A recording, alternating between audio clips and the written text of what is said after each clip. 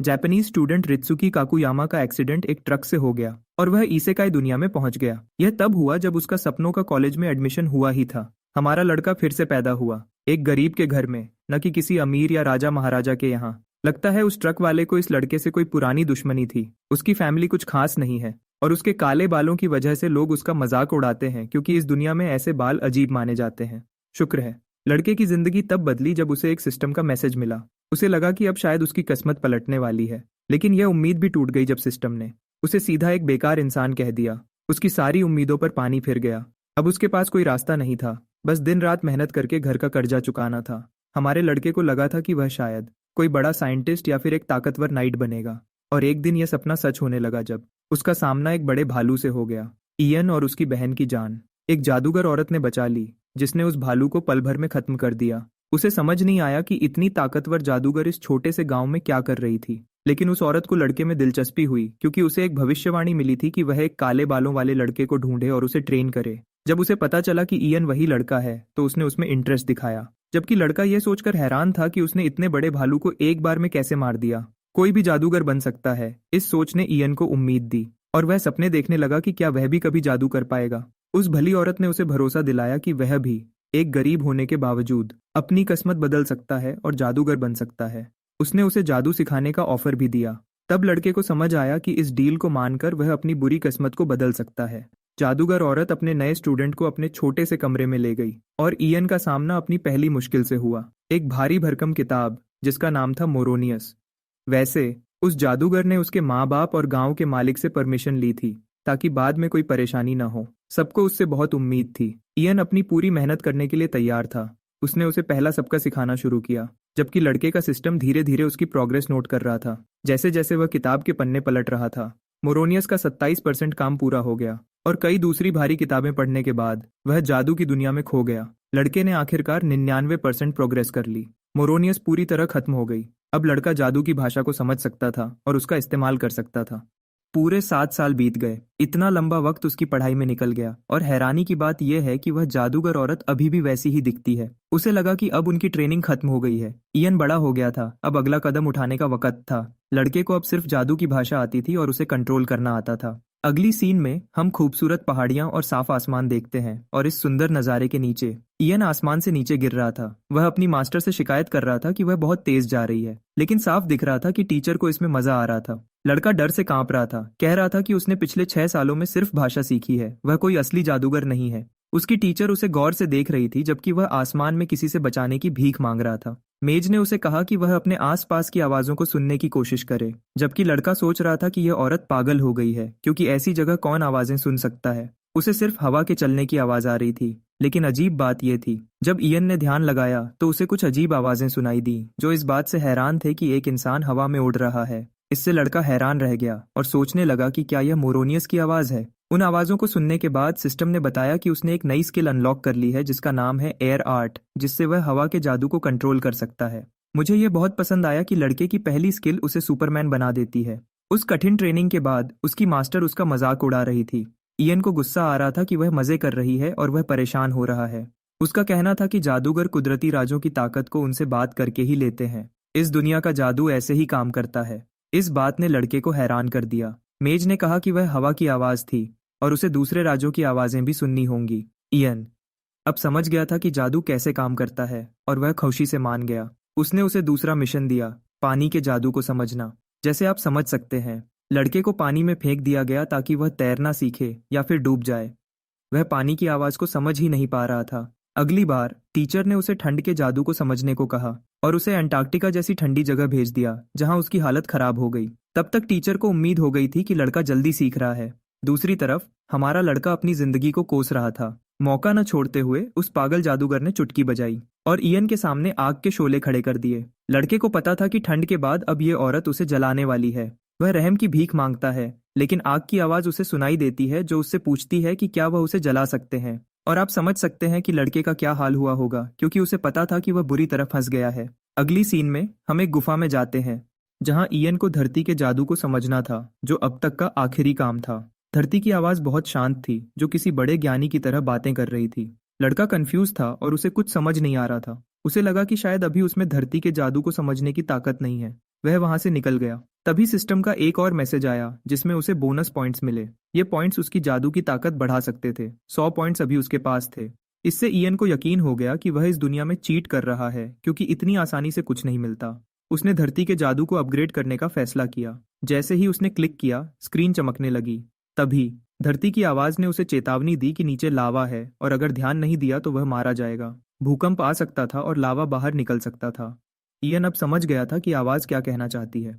उसका मकसद बस वहां से निकलना था और अपनी मास्टर को बताना था कि उसने आवाज सुन ली है। सबसे पहले ईएन ने आग को जलने का हुक्म दिया ताकि वह रास्ता देख सके। इस बार एक अलग आवाज दर्द से चिल्ला रही थी जो रोशनी से नफरत करती थी। ईएन ने उससे बात करने की कोशिश की कि क्या यह भी धरती की आवाज है, लेकिन यह अलग था। यह वह एलिमेंट नहीं था जिसके बारे में उसकी मास्टर ने बताया था, क्योंकि रोशनी से सिर्फ अंधेरा नफरत करता है और यह वही अंधेरे की आवाज थी। ईएन डर गया, जबकि बाहर उसकी मास्टर अपने स्केड्यूल को देख रही थी और उसे एक कॉन्फ्रेंस में जाना था। तभी उसका स्टूडेंट जल्दी से बाहर आया। उसने ईएन को सफलता के लिए बधाई दी, जबकि उसने बताया कि उसने अंधेरे की परछाइयों से भी संपर्क कर लिया है। यह सुनकर उस जादूगर औरत का मुंह खुला का खुला रह गया, क्योंकि साफ दिख रहा था कि उसे उम्मीद नहीं थी कि वह अंधेरे से जुड़ पाएगा। यह बात उसे सोचने पर मजबूर करती है कि क्या उसने सच में इतने डरपोक रहस्य से संपर्क किया है। और उसकी खामोशी ईएन को चिंता में डाल देती है।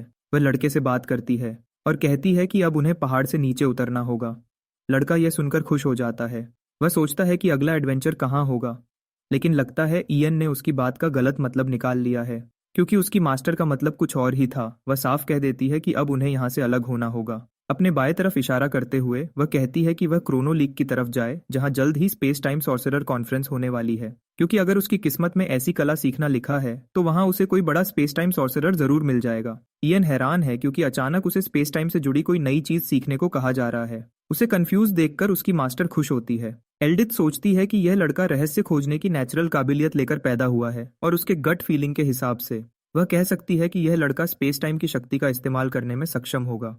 इसके साथ ही उनकी बात खत्म होती है। एल्डिथ 3 साल बाद द्रानहाइम में उससे मिलने के लिए एक्साइटेड है। अगली सीन में हम उस जगह पहुंचते हैं जिसके बारे में उसने बताया था। ये गांव काफी पुराना लग रहा है, लेकिन लोग यहाँ काफी बिजी हैं। ईएन उस कॉन्फ्रेंस को ढूंढ रहा है जिसके बारे में उसकी मास्टर ने बताया था। वह अभी भी सोचता है कि वह औरत कितनी अनप्रिडिक्टेबल है जो उसे यहाँ भेज दिया। भीड़ में एक आदमी ट्रैवल गाइड लग रहा है जो लोगों को नॉर्थ जाने में मदद कर रहा है। ईएन को याद आता है कि मास्टर ने कहा था कॉन्फ्रेंस नॉर्थ में होगी, और क्योंकि वह अब फ्री है तो उसे लगता है ये निकलने का सही मौका है। अगली सीन में बहुत सारे लोग कैंप लगाकर बैठे हैं। उन लोगों के बीच ईएन भी बैठा है। उनमें से एक आदमी जिसने उसे पहले बुलाया था वह मर्चेंट गिल्ड का मास्टर लीक है। लीक पूछता है कि क्या लड़के का यह पहला बार नॉर्थ जाना है। ईएन कहता है कि वह बस किसी काम से वहां जा रहा है। यह सुनकर वह बुजुर्ग कहता है कि लड़के को ड्रैगन माउंटेन के बारे में शायद कुछ नहीं पता।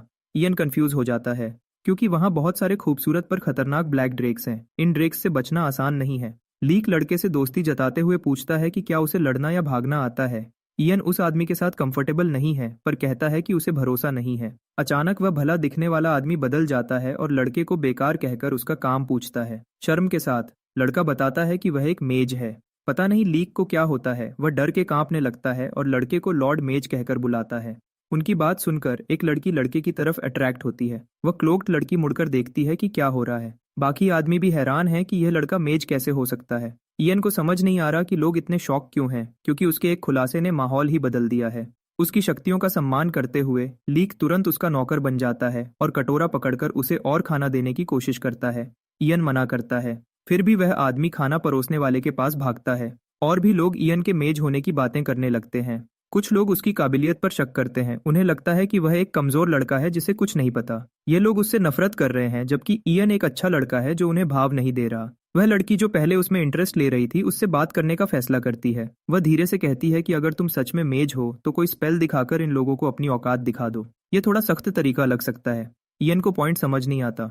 लड़की समझाती है कि मर्सेनरीज अक्सर शांत लोगों का मजाक उड़ाते हैं, उन्हें कमजोर समझते हैं, इसलिए अपनी ताकत दिखाकर उन्हें डराना जरूरी है। क्योंकि अगर ईएन ऐसा करेगा तो मर्सेनरीज उसके नौकर बन जाएंगे और हर मुसीबत में उसकी रक्षा करेंगे। ये आइडिया ईएन के लिए नया है। वह लड़की की बात समझ तो रहा है, पर उसे समझ नहीं आ रहा कि क्या करे, क्योंकि उसे कभी किसी पर गुस्सा करने का अनुभव नहीं रहा। जब यह बात हो रही होती है तब खाना परोसने वाला आदमी ईएन के कटोरे में थूक देता है और फिर उसे पत्ते से ढक देता है। ये बदतमीजी देखकर लड़के को गुस्सा आ जाता है। वह यकीन नहीं कर पाता कि इसने उसके खाने में थूकने की हिम्मत कैसे की। अचानक जमीन हिलने लगती है, जिससे सर्वर को समझ आता है कि उसने बड़ी गलती कर दी है। इयन उस बदतमीज के पास जाता है और गुस्से में पूछता है कि उसने उसकी प्लेट में थूकने की हिम्मत कैसे की। सर्वर डर के मारे पैंट गीली कर रहा है। वह डरकर माफी मांगने लगता है और लॉर्ड मेज को मनाने की कोशिश करता है। इयन को और गुस्सा आता है जब सर्वर कहता है कि वह तो बस प्लेट साफ कर रहा था। इयन हैरान है कि प्लेट साफ करने का इसका तरीका थूकना है। आदमी तर्क देता है कि पानी गंदा होता है, इसलिए थूक ज्यादा साफ है। इयन को इस बात का मतलब समझ नहीं आता। वह उसके लॉजिक पर सवाल उठाता है। सर्वर समझाता है कि पानी में कीड़े और मिट्टी होती है, इसलिए वह पानी से प्लेट नहीं धोता। और भगवान, ये सबसे घटिया तर्क है क्योंकि वह आदमी सच में मानता है कि उसका थूक ज्यादा साफ है। ये बात इयन को ट्रॉमा दे देती है और रात भर उसे परेशान करती है। लड़का पागल हो रहा है। वह मर्सनरीज और सर्वर्स के सामने पत्थर की तरह खड़ा हो जाता है, क्योंकि इस मेडिवल जमाने में सफाई का कोई नाम और निशान नहीं है। गुस्से में इयन धीरे से एक स्पेल बोलता है और आग की लपटें निकलने लगती हैं पास के कैंप फायर से। ये लपटें लोगों से भी ऊंची हो जाती हैं, जो सबको डरा देती हैं। और वह लड़की भी हैरान हो जाती है जिसने उसे सजेशन दिया था। अपनी बात पर अडिग रहते हुए इयन उन्हें जल्दी से साफ पानी लाने का हुक्म देता है। वह उन्हें गंदे मेडिवल लोग कहकर डांटता है। दोनों आदमी पानी लेने के लिए भागते हैं। उन्हें समझ ही नहीं आता कि उन्होंने क्या गलत किया। अगली सीन में रात का शांत माहौल है। सब लोग सोने की तैयारी में हैं। बस मर्सनरीज कैथी को ढूंढ रहे हैं, जो मिल नहीं रही। एक हवस का भूखा आदमी कैथी को अकेला ढूंढना चाहता है, दूर कहीं। उसे वह मिल जाती है। वह कैथी को बुलाता है ताकि वह उसके पास आ जाए। अचानक उसे पता चलता है कि कैथी बेहोश है। उसे कुछ डाकुओं ने उठा लिया है। मर्सनरीज डाकुओं पर चिल्लाते हैं, पर उनकी सारी मर्दानगी तब खत्म हो जाती है जब जब उनमें से एक को तीर मारकर मार दिया जाता है। मर्सनरीज अपने साथी की मौत पर गुस्से में दहाड़ते हैं। वह तुरंत लड़ने के लिए तैयार हो जाते हैं, उन्हें मारने की कोशिश करते हैं। इस अनजान ग्रुप का लीडर उन्हें कीड़े मकोड़े समझता है, लेकिन तभी कैथी को होश आ जाता है और वह उस आदमी की पीठ पर काटने लगती है। आदमी मजबूर होकर उसे नीचे फेंक देता है क्योंकि वह अपना हाथ नहीं कटवाना चाहता था। कैथी भागने की कोशिश करती है, जबकि लीडर अपने आदमियों को उसका पीछा करने का हुक्म देता है। जब यह सब हो रहा होता है, हमारा लड़का अपने टेंट में उन्हीं बुरी यादों के साथ सो रहा है। उसे एहसास होता है कि यह मेडिवल लोग सफाई के लिए थूक का इस्तेमाल करते हैं। बाहर का शोर उसे उसके बुरे सपने से जगा देता है। एक रहस्यमयी आवाज उसे जल्दी उठने को कहती है। इयन आसपास की ऑरा को महसूस करता है, उससे पहले कि वह मर्सनरीज के भागने की आवाज सुने। लीक सबसे पहले आता है, लॉर्ड मेज को बुलाता है और कहता है कि वह बड़ी मुसीबत में है। अगली सीन में हमारा लड़का लड़ाई की जगह पहुंचता है, जहां मर्सनरीज डाकुओं से लड़ रहे हैं। लीडर सबसे शक्तिशाली है। वह मर्सनरीज को अपनी तलवार से ऐसे काट रहा है जैसे कुछ हुआ ही ना हो। वह चाहता है कि उसके आदमी बिना किसी दया के सबको खत्म कर दें और फिर उस गायब औरत को ढूंढें। कैथी, उनका निशाना, पास के एक पेड़ के पीछे छुपी है। वह डर से कांप रही है। उसे समझ नहीं आ रहा क्या करे, क्योंकि जिस तरह से चीजें हो रही हैं वह जल्द ही पकड़ी जाएगी। जब वह छिप रही थी, तभी एक आदमी ने सबके सामने उसका ठिकाना बता दिया। उसका डर सच हो गया। उसके चेहरे पर तलवार रखी थी। उस आदमी ने धमकी दी कि अगर वह जल्दी नहीं उठी तो वह उसका हाथ काट देगा। कैथी डर गई। वह बुरी तरह से सहमी हुई थी क्योंकि उसे लगा कि अब उसकी जिंदगी खत्म हो गई। उसके उठने से पहले ही वह जालिम आदमी अपनी तलवार उठाता है ताकि उसे खत्म कर सके, लेकिन उसी पल कोई चीज उसे इतनी जोर से टकराती है कि धरती तक फट जाती है। कैथी हैरान रह जाती है। उसका बचाने वाला उसके पीछे खड़ा है। इयन ने अपना जादू चलाया और सही वक्त पर पहुंच गया। वह उसे हैरानी से देखती है। जब वह उसका हाथ पकड़कर उसे उठने को कहता है, वह लड़की को अपने पास रहने को कहता है। उसका कॉन्फिडेंस देखकर उसे सुकून मिलता है। बाकी सब लोग भी एक लाइन में जुड़ जाते हैं और लॉर्ड मेज के पीछे खड़े हो जाते हैं। ये देखने में अजीब लगता है, पर यह एक तरीका है, क्योंकि इयन के पास एक जादू है। वह बोलता है खुल जा, जैसे सुकूना की फर्नेस टेक्निक होती हो। लेकिन आग की जगह यह आदमी अंधेरे और बिजली की ताकत को एक गोली में जमा कर लेता है। आसपास के मर्सनरीज और डाकू इस जादू को देख लेते हैं और कुछ ही पलों में पूरी जगह काला अंधेरा छा जाता है। कुछ भी न देख पाने की वजह से वह घबराकर अपनी मशालें जलाते हैं, पर उस हल्की रोशनी के अलावा कुछ नहीं दिखता। यह लोग अंधेरे में एक दूसरे से टकराने लगते हैं जैसे बिजली चली गई हो। लेकिन जब वह संघर्ष कर रहे होते हैं, इयन की ट्रेन फॉर्मेशन उसके ग्रुप की मदद करती है। वह कॉन्फिडेंस के साथ आगे बढ़ता है और बाकी लोग उसका पीछा करते हैं और इस टेक्निक से उसे लगता है कि वह आसानी से निकल जाएंगे। वह जो स्किल यूज कर रहा है वह शैडो आर्ट्स का हिस्सा है, जिसे उसने अपने डार्क विजन के साथ जोड़ा है ताकि अंधेरे में देख सके। बदकिस्मती से कुछ गलत भी हो जाता है क्योंकि एक दुश्मन लीक से टकरा जाता है और मुसीबत खड़ी हो जाती है। ये बुरा है क्योंकि वह आदमी जल्दी से अपनी तलवार उठाता है ताकि उन्हें काट सके। सबसे आगे खड़ा लीक अपनी जान बचाने के लिए भीख मांगता है। वह एक बेचारा बूढ़ा आदमी है, इसलिए इयन को आकर अपना फायरबर्न जादू चलाना पड़ता है। याद है जब उसने पहले मशाल जलाने के लिए इसका यूज किया था। इस बार वह असली में मशाल का यूज करके उस आदमी का चेहरा जला देता है और वह जिंदा जल जाता है। जलने के बाद वह आदमी जमीन पर गिर जाता है। बाकी डाकू डर जाते हैं। जिसका सामना वह कर रहे हैं वह कोई मामूली इंसान नहीं है, और इयन भी समझता है कि यह ताकत उन्हें डराने के लिए काफी है। जैसा उसने सोचा था वैसा ही हुआ। डाकू घबराकर भागने लगते हैं, लेकिन उनका लीडर उन्हें जाने नहीं देता और दहाड़कर आगे बढ़ने को कहता है। इयन के कॉन्फिडेंस के बावजूद कुछ अलग नहीं होने वाला था, क्योंकि अचानक एक ब्लैक ड्रेक आ जाता है और उनके लीडर का सर चबा जाता है। यह एक भयानक मौत है जो मौत का डर पैदा करती है, बाकी पार्टी मेंबर्स से ज्यादा। पर इतना ही नहीं, हमारा लड़का भी डर गया है, क्योंकि इस मांस खाने वाले जानवर के आने से हालात और मुश्किल हो गए हैं। जानवर खेल खेल में दूसरे इंसानों को घूरता है और उनमें से एक को चबा जाता है, जैसे कोई शिकारी जिसे शिकार का पूरा झुंड मिल गया हो। बाकी डाकू डरकर भाग जाते हैं, लेकिन इयन की पार्टी में भी डर फैल जाता है। लीक हकलाते हुए मेज का ध्यान ड्रेक की तरफ दिलाता है। इयन के मेज होने के बावजूद उसके पास इतने शक्तिशाली ड्रेक से लड़ने का तजुर्बा नहीं है। इयन समझ जाता है कि वह सब खतरे में है। तभी सिस्टम बताता है कि वह एक पुराने रहस्य का सामना कर रहे हैं। यह उसे एक नई स्किल समनिंग अनलॉक करने में मदद करता है, जिससे इयन दूसरे जीवों से बात कर सकता है। इस खतरनाक जानवर के सामने यह एक अच्छी एबिलिटी लगती है, लेकिन यह हमारे लड़के को सोचने पर मजबूर करता है कि क्या यह जानवर उन सभी रहस्यों से अलग है जो उसने पहले देखे हैं। वह सब अलग एलिमेंट्स के थे, लेकिन अगर वह इस जानवर से बात कर सके तो शायद वह बच जाए। हिचकिचाहट के बावजूद इयन रिस्क लेता है और ड्रेक को बुलाता है, जो उसे खून भरे मुंह से घूरता है। लीक और बाकी लोग सोचते हैं कि अब वह सब नरक में जाएंगे, भले ही इयन उन्हें बचा रहा हो। मेज शांति से उस जानवर को देखता है जो उसे डराने के लिए दहाड़ रहा है। अपनी क्षमता पर भरोसा करके इयन बात करने की कोशिश करता है, यह जानते हुए कि अब तक किसी भी रहस्य ने उसकी कोशिशों को धोखा नहीं दिया था। मेज अपना परिचय देता है, पर बहुत ही अजीब तरीके से।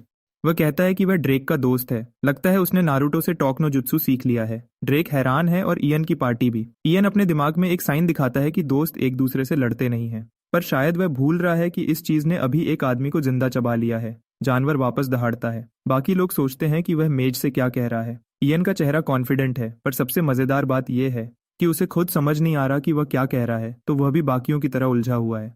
अभी उसके पास बात करने का कोई मौका नहीं है, इसलिए वह अपने बचे हुए पॉइंट्स अपनी स्किल्स को बढ़ाने में लगा देता है। वह सारे पॉइंट्स अपने समनिंग स्टैट्स में डाल देता है ताकि बात करने का मौका मिले। स्टैट्स बढ़ाने के बाद हमारा लड़का आखिरकार ड्रेक की भाषा समझ सकता है, जो उसे बात करने का मौका देता है। इयन ड्रेक को बुलाकर कंफर्म करता है, पर इस कोशिश में वह जानवर को गुस्सा दिला देता है। जानवर उसके मुंह पर दहाड़ता है क्योंकि उसका वक्त बर्बाद हुआ। इयन की पार्टी डर के मारे कांप रही है, जबकि वह खुद को संभाल कर बात करने के लिए शब्द जोड़ता है। पहले वह बताता है कि उसका लड़ने का कोई इरादा नहीं है, पर ड्रेक कहता है कि उससे लड़ने का सोचना भी बेवकूफ़ी है। इयन उसे यकीन दिलाता है कि वह जानता है, और अगर वह हमला करेंगे तो तुरंत हार जाएंगे। वह ड्रेक के घमंड के साथ खेलता है, जिससे ऐसा लगे कि उस महान जानवर से लड़ना वक्त की बर्बादी है। घमंडी ड्रेक को लगता है कि इंसान रहम की भीख मांग रहे हैं। लीक और बाकी लोग सोचते हैं कि वह बात कर रहे हैं, जबकि कैथी शांति से इंतजार करती है। ड्रेक दहाड़ता है कि इन कमजोर लोगों को मारने का कोई फायदा नहीं है, जो कि हमारा लड़का चाहता था। इयन को लगता है कि बात उसके हक में जा रही है। एक छोटी सी दिक्कत है। जानवर दहाड़ता है कि उसका मूड बहुत खराब है, जिसका मतलब है कि वह उन्हें जाने देने के मूड में नहीं है। इयन की पार्टी घुटनों पर बैठकर अपनी जान की भीख मांग रही है, जबकि हमारा लड़का सोचता है कि अब वह क्या करेगा। इयन इसे इशारा समझता है कि ड्रेक उसे चले जाने को कह रहा है और उसके पास लड़ने के अलावा कोई चारा नहीं है। यहाँ लड़ने का मतलब सिर्फ तलवार चलाना नहीं है, क्योंकि मेज अचानक थेरेपिस्ट बन जाता है और ड्रेक से पूछता है कि वह इतने गुस्से में क्यों है। गुस्से में जानवर चिल्लाता है कि उसे किसी इंसान को बताने की कोई जरूरत नहीं है। इयन कहता है कि वह उसका मूड ठीक करने में मदद करना चाहता है। उसका ऑफर जानवर को घमंडी लगता है, जिसे लगता है कि एक इंसान जो कुछ नहीं कर सकता उसकी मदद बेकार है। जवाब में मेज जादुई भाषा में कुछ शब्द बड़बड़ाता है। पानी को ऊपर उठाकर चारों तरफ छिड़क देता है। यह नज़ारा पार्टी को अजीब लगता है। जानवर को और भी अजीब लगता है जब इयन खुद को एक जादुई ऑरा से घेर लेता है। इस जादू को देखकर जानवर अब लड़के में दिलचस्पी लेने लगता है। इयन जोर देता है कि वह बस एक छोटा सा मेज है जो दुनिया के रहस्यों को समझना चाहता है, इसलिए वह ड्रेक की मदद करना चाहता है। यह देखकर कि जानवर अब गुस्से में नहीं है, इयन समझ जाता है कि वह सही रास्ते पर है। अगला कदम वह है जहां असली बातचीत शुरू होती है। हम अगले सीन पर चलते हैं। आधी रात हो चुकी है। ड्रेक का गुस्सा खत्म हो गया है और वह बात करने के लिए तैयार है। हमारा लड़का खुश है कि उसने अपनी और अपने दोस्तों की मौत को फिलहाल टाल दिया है, लेकिन असली मुसीबत रिक्वायरमेंट्स पूरी करने में है। इयन अपने ऑप्शन सोचता है, समझते हुए कि ड्रेक के पास सारी ताकत है, जिसका मतलब है कि मेज को ही छोटी मांगें करनी होंगी। उसके मास्टर की एक पुरानी याद उसके दिमाग में आती है। उसने एक बार इयन से कहा था कि जादू में माहिर बनने के लिए बातचीत में माहिर होना बहुत जरूरी है। यही वजह है कि रहस्यमयी चीजों के साथ रिश्ता बनाना बहुत जरूरी है। दोस्त हो या न हो, हर रहस्य का अपना एक स्वभाव होता है। एक जादूगर का काम है कि वह उनके स्वभाव को समझे और उनके दिल की बात को जाने। सीधे शब्दों में इयन ने सीख लिया कि लोगों को हैंडल करना एक जादूगर के लिए बहुत जरूरी है,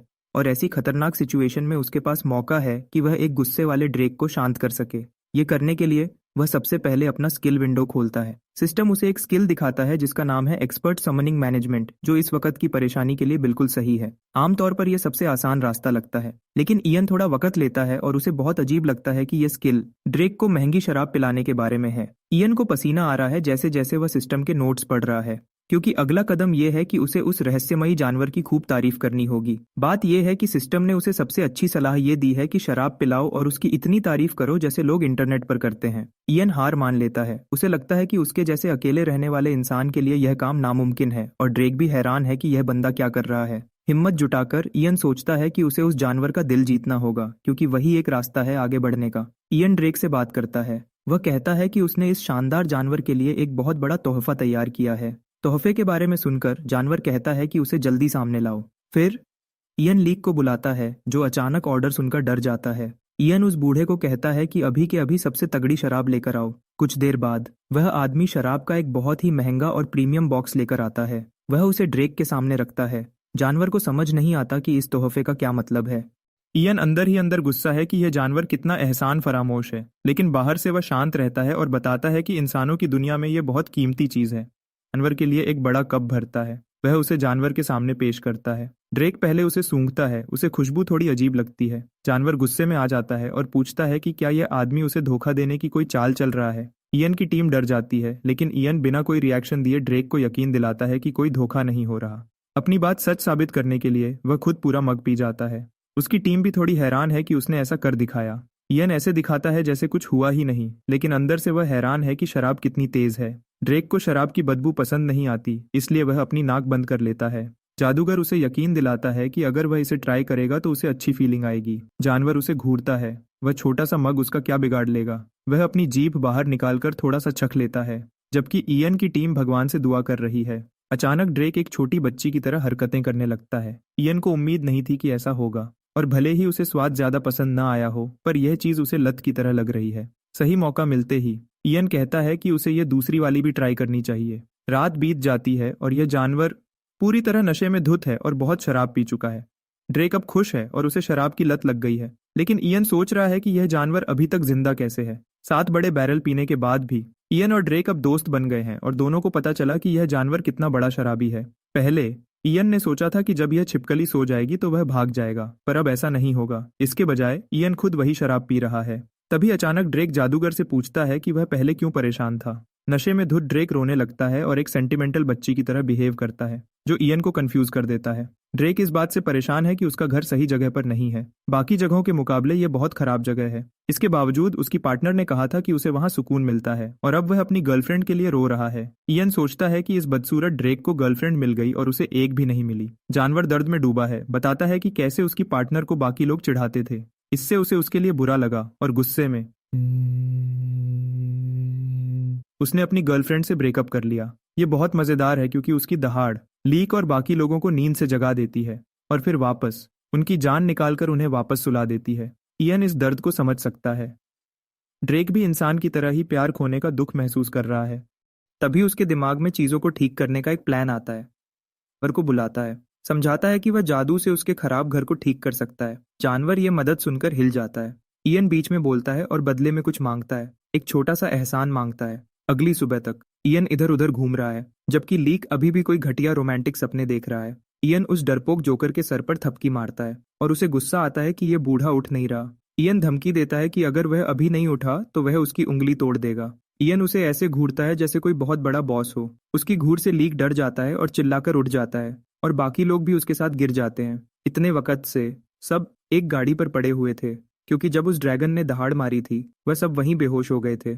कैथी को लगता है कि इनके साथ आकर उसने गलती की, जबकि बाकी लोग पूछते हैं कि क्या ड्रेक अपने घर चला गया। वह एक दूसरे को गले लगाते हैं, इस डर से कि मॉन्स्टर कभी भी बाहर आकर उन्हें मार देगा। इयन उन्हें यकीन दिलाता है कि ड्रैगन अपने घर पर है और उसका इंतजार कर रहा है। उसने अपने दोस्तों की जान बचाने के लिए उस जानवर से डील कर ली है। यह सुनकर वह सब उसके फैन बन जाते हैं, जबकि इयन सोचता है कि काश वह इन्हें मरने के लिए छोड़ देता। तब उसने मॉन्स्टर से कहा था कि वह उसका घर ठीक कर देगा अगर वह इन लोगों की जान बख्श दे। यह सुनकर लीक और बाकी लोग उस महान जादूगर का नाम लेने लगते हैं। इयन को समझ नहीं आ रहा कि यह सब क्या हो रहा है, क्योंकि उन्हें लगता है कि जादूगर ने उनके लिए उस बड़े ड्रैगन को पीट दिया है और उसे डांट कर वापस उसके घर भेज दिया है और उसे अपनी मर्जी मनवाने पर मजबूर कर दिया है। ये सब लोग बहुत खुश हैं, वह अपनी पूरी जिंदगी उसकी सेवा करना चाहते हैं। इयन परेशान हो जाता है और उन्हें ऑर्डर देता है कि जब तक वह वापस आए वह निकलने के लिए तैयार रहें। वह मान जाते हैं और कहते हैं कि वह एक साथ हैं। और थोड़ी देर बाद लीक उन्हें अपने मर्सनरीज को चेक करने को कहता है। कैथी ये नोटिस करती है और पता नहीं क्यों वह अपने आसपास की चीजों पे ध्यान दे रही है।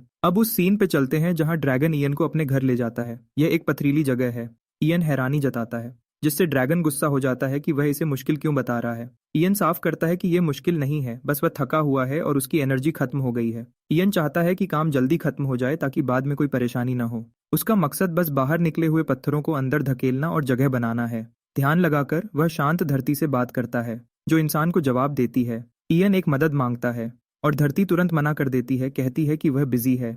इयन समझ जाता है कि धरती उससे बिल्कुल खुश नहीं है। वहीं परेशान ड्रैगन जल्दी अपडेट चाहता है। मेज बताता है कि धरती उसकी बात नहीं सुन रही, इसलिए वह बाद में कोशिश करेगा जब उसका मूड ठीक हो। वह समझता है कि अगर दोबारा मांगा तो धरती और गुस्सा हो जाएगी। ड्रैगन कहता है कि अगर हालात ऐसे हैं तो कुछ नहीं किया जा सकता। मेज पर गुस्सा होने के बजाय ड्रैगन इयन का शुक्रिया अदा करता है कि उसने एक बदनसीब के लिए कोशिश तो की। हमारा हीरो भी जज्बाती हो जाता है। ड्रैगन उसका नाम पूछता है। इयन अपना नाम बताता है तो जानवर भी अपना नाम बताता है, लॉन्ग टेल। वह चाहता है कि दोनों दोस्त बन जाएं। तो इयन उसका पंजा पकड़ता है और एक नया और इस जानवर को समन करने की शर्त पूरी हो जाती है। सिस्टम उसे यकीन दिलाता है कि वह जब चाहे इस मॉन्स्टर का इस्तेमाल कर सकता है। फिर भी उसे बुरा लगता है कि वह अपने दोस्त के लिए कुछ नहीं कर पाया। जानवर इंसान को बुलाता है, कहता है कि उन्हें अपनी दोस्ती का जश्न मनाना चाहिए और उसके लिए वह जितना चाहे सोना लेने को कहता है।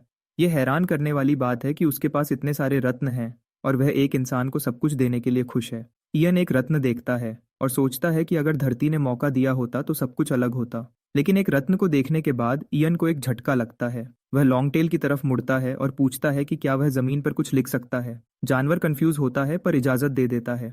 कुछ देर बाद इयन एक खूबसूरत मैजिक सर्कल बनाता है जिसके बीच में एक रत्न होता है। ये वही तरीका है जो उसके उस्ताद ने सिखाया था, मैजिक सर्कल का इस्तेमाल करके किसी चीज को मनाने का तरीका। लॉन्ग टेल को नहीं पता कि मेज क्या कर रहा है, पर इयन उसे यकीन दिलाता है कि यह अच्छा होगा। इस बार वह फिर से धरती को बुलाता है, उसे पत्थर हटाने और दीवारों को चिकना करने के लिए कहता है। मैजिक सर्कल पर लगा रत्न एक तेज रोशनी के साथ चमकता है और सच में दीवारें हिलने लगती हैं और इयन की इच्छा के मुताबिक काम होता है। लॉन्ग टेल रोशनी से अंधा हो जाता है, लेकिन जब वह वापस अपने घोंसले को देखता है तो वह एक शानदार मास्टरपीस बन चुका होता है। इयन कहता है कि यह दोस्त की तरफ से तोहफा है। वहीं छोटा ड्रैगन रोने ही वाला होता है। गुफा एकदम बदल जाती है और वहां से अच्छी खुशबू आती है। लॉन्ग टेल पूछता है कि क्या यह भी जादू का कमाल है और इंसान का हाथ पकड़ता है। इस बार ड्रैगन को अपनी नई गुफा अपनी गर्लफ्रेंड को दिखाने में शर्म नहीं आएगी और होने वाले बच्चे भी सुरक्षित रहेंगे। इयन ने यह एक्स्ट्रा जानकारी नहीं मांगी थी, पर वह मदद करके खुश है। लेकिन उसकी टेक्निक का उल्टा असर उस पर ही हो जाता है। उसका शरीर कांपने लगता है और उसे तेज सर दर्द होता है, इससे पहले कि वह कुछ समझ पाए। मेज बेहोश हो जाता है। ड्रैगन के नाक से खून निकलने से पहले सीधे शब्दों में उसने इस टेक्निक के लिए अपना दिमाग जला लिया और उसके पास गोजो सतोरू की तरह दिमाग ठीक करने वाली कोई कर्ज टेक्निक नहीं है। घबराकर ड्रैगन अपने दोस्त को संभालता है, जो अभी भी जोर जोर से सांस ले रहा है। जानवर को समझ नहीं आ रहा कि क्या करे। तभी कैथी अपने दोस्त के लिए चिल्लाती है और उसकी तरफ भागती है। ड्रैगन थोड़ा कंफ्यूज है, वहीं वह अपनी जान के लिए डरी हुई है। सोचती है कि ड्रैगन उसे खा जाएगा। वह वहीं रुक जाती है। ड्रैगन उसे दुश्मन समझकर गुस्से से देखता है। कैथी कांपती है और कहती है कि वह सिर्फ बात करने आई है। फिर वह वही इशारे करती है जो इयन ने पहले किए थे, यह बताने के लिए कि वह दोस्त है। बड़ी मुश्किल से जानवर समझ जाता है कि वह क्या कहना चाहती है। दोनों इयन की तरफ देखते हैं, जो अभी भी बुरी हालत में है और मुश्किल से होश में है। रात तक इयन को रात के आसमान के नीचे लाया जाता है और वह उठता है। वह आदत से मजबूर होकर अपने फोन को ढूंढता है, जैसे वह अभी भी धरती पर हो। मजेदार बात यह है कि फोन पकड़ने के बजाय वह लड़की का हाथ पकड़ लेता है। फिर सोचता है कि उसका फोन इतना नरम कैसे हो गया। यह नरम एहसास बिल्कुल समझ नहीं आता जब तक कैथी नहीं पूछती कि क्या वह जाग गया है, क्योंकि वह कुछ अजीब हरकतें कर रहा है। इयन शर्मा जाता है। शर्मिंदगी में उसकी गोद से कूद जाता है, कंफ्यूज होकर कि वह यहाँ क्या कर रही है। पहले तो उसे लगता है कि वह सपना देख रहा है, लेकिन वह बताती है कि जब उसे चोट लगी तो वह उसका ख्याल रख रही थी।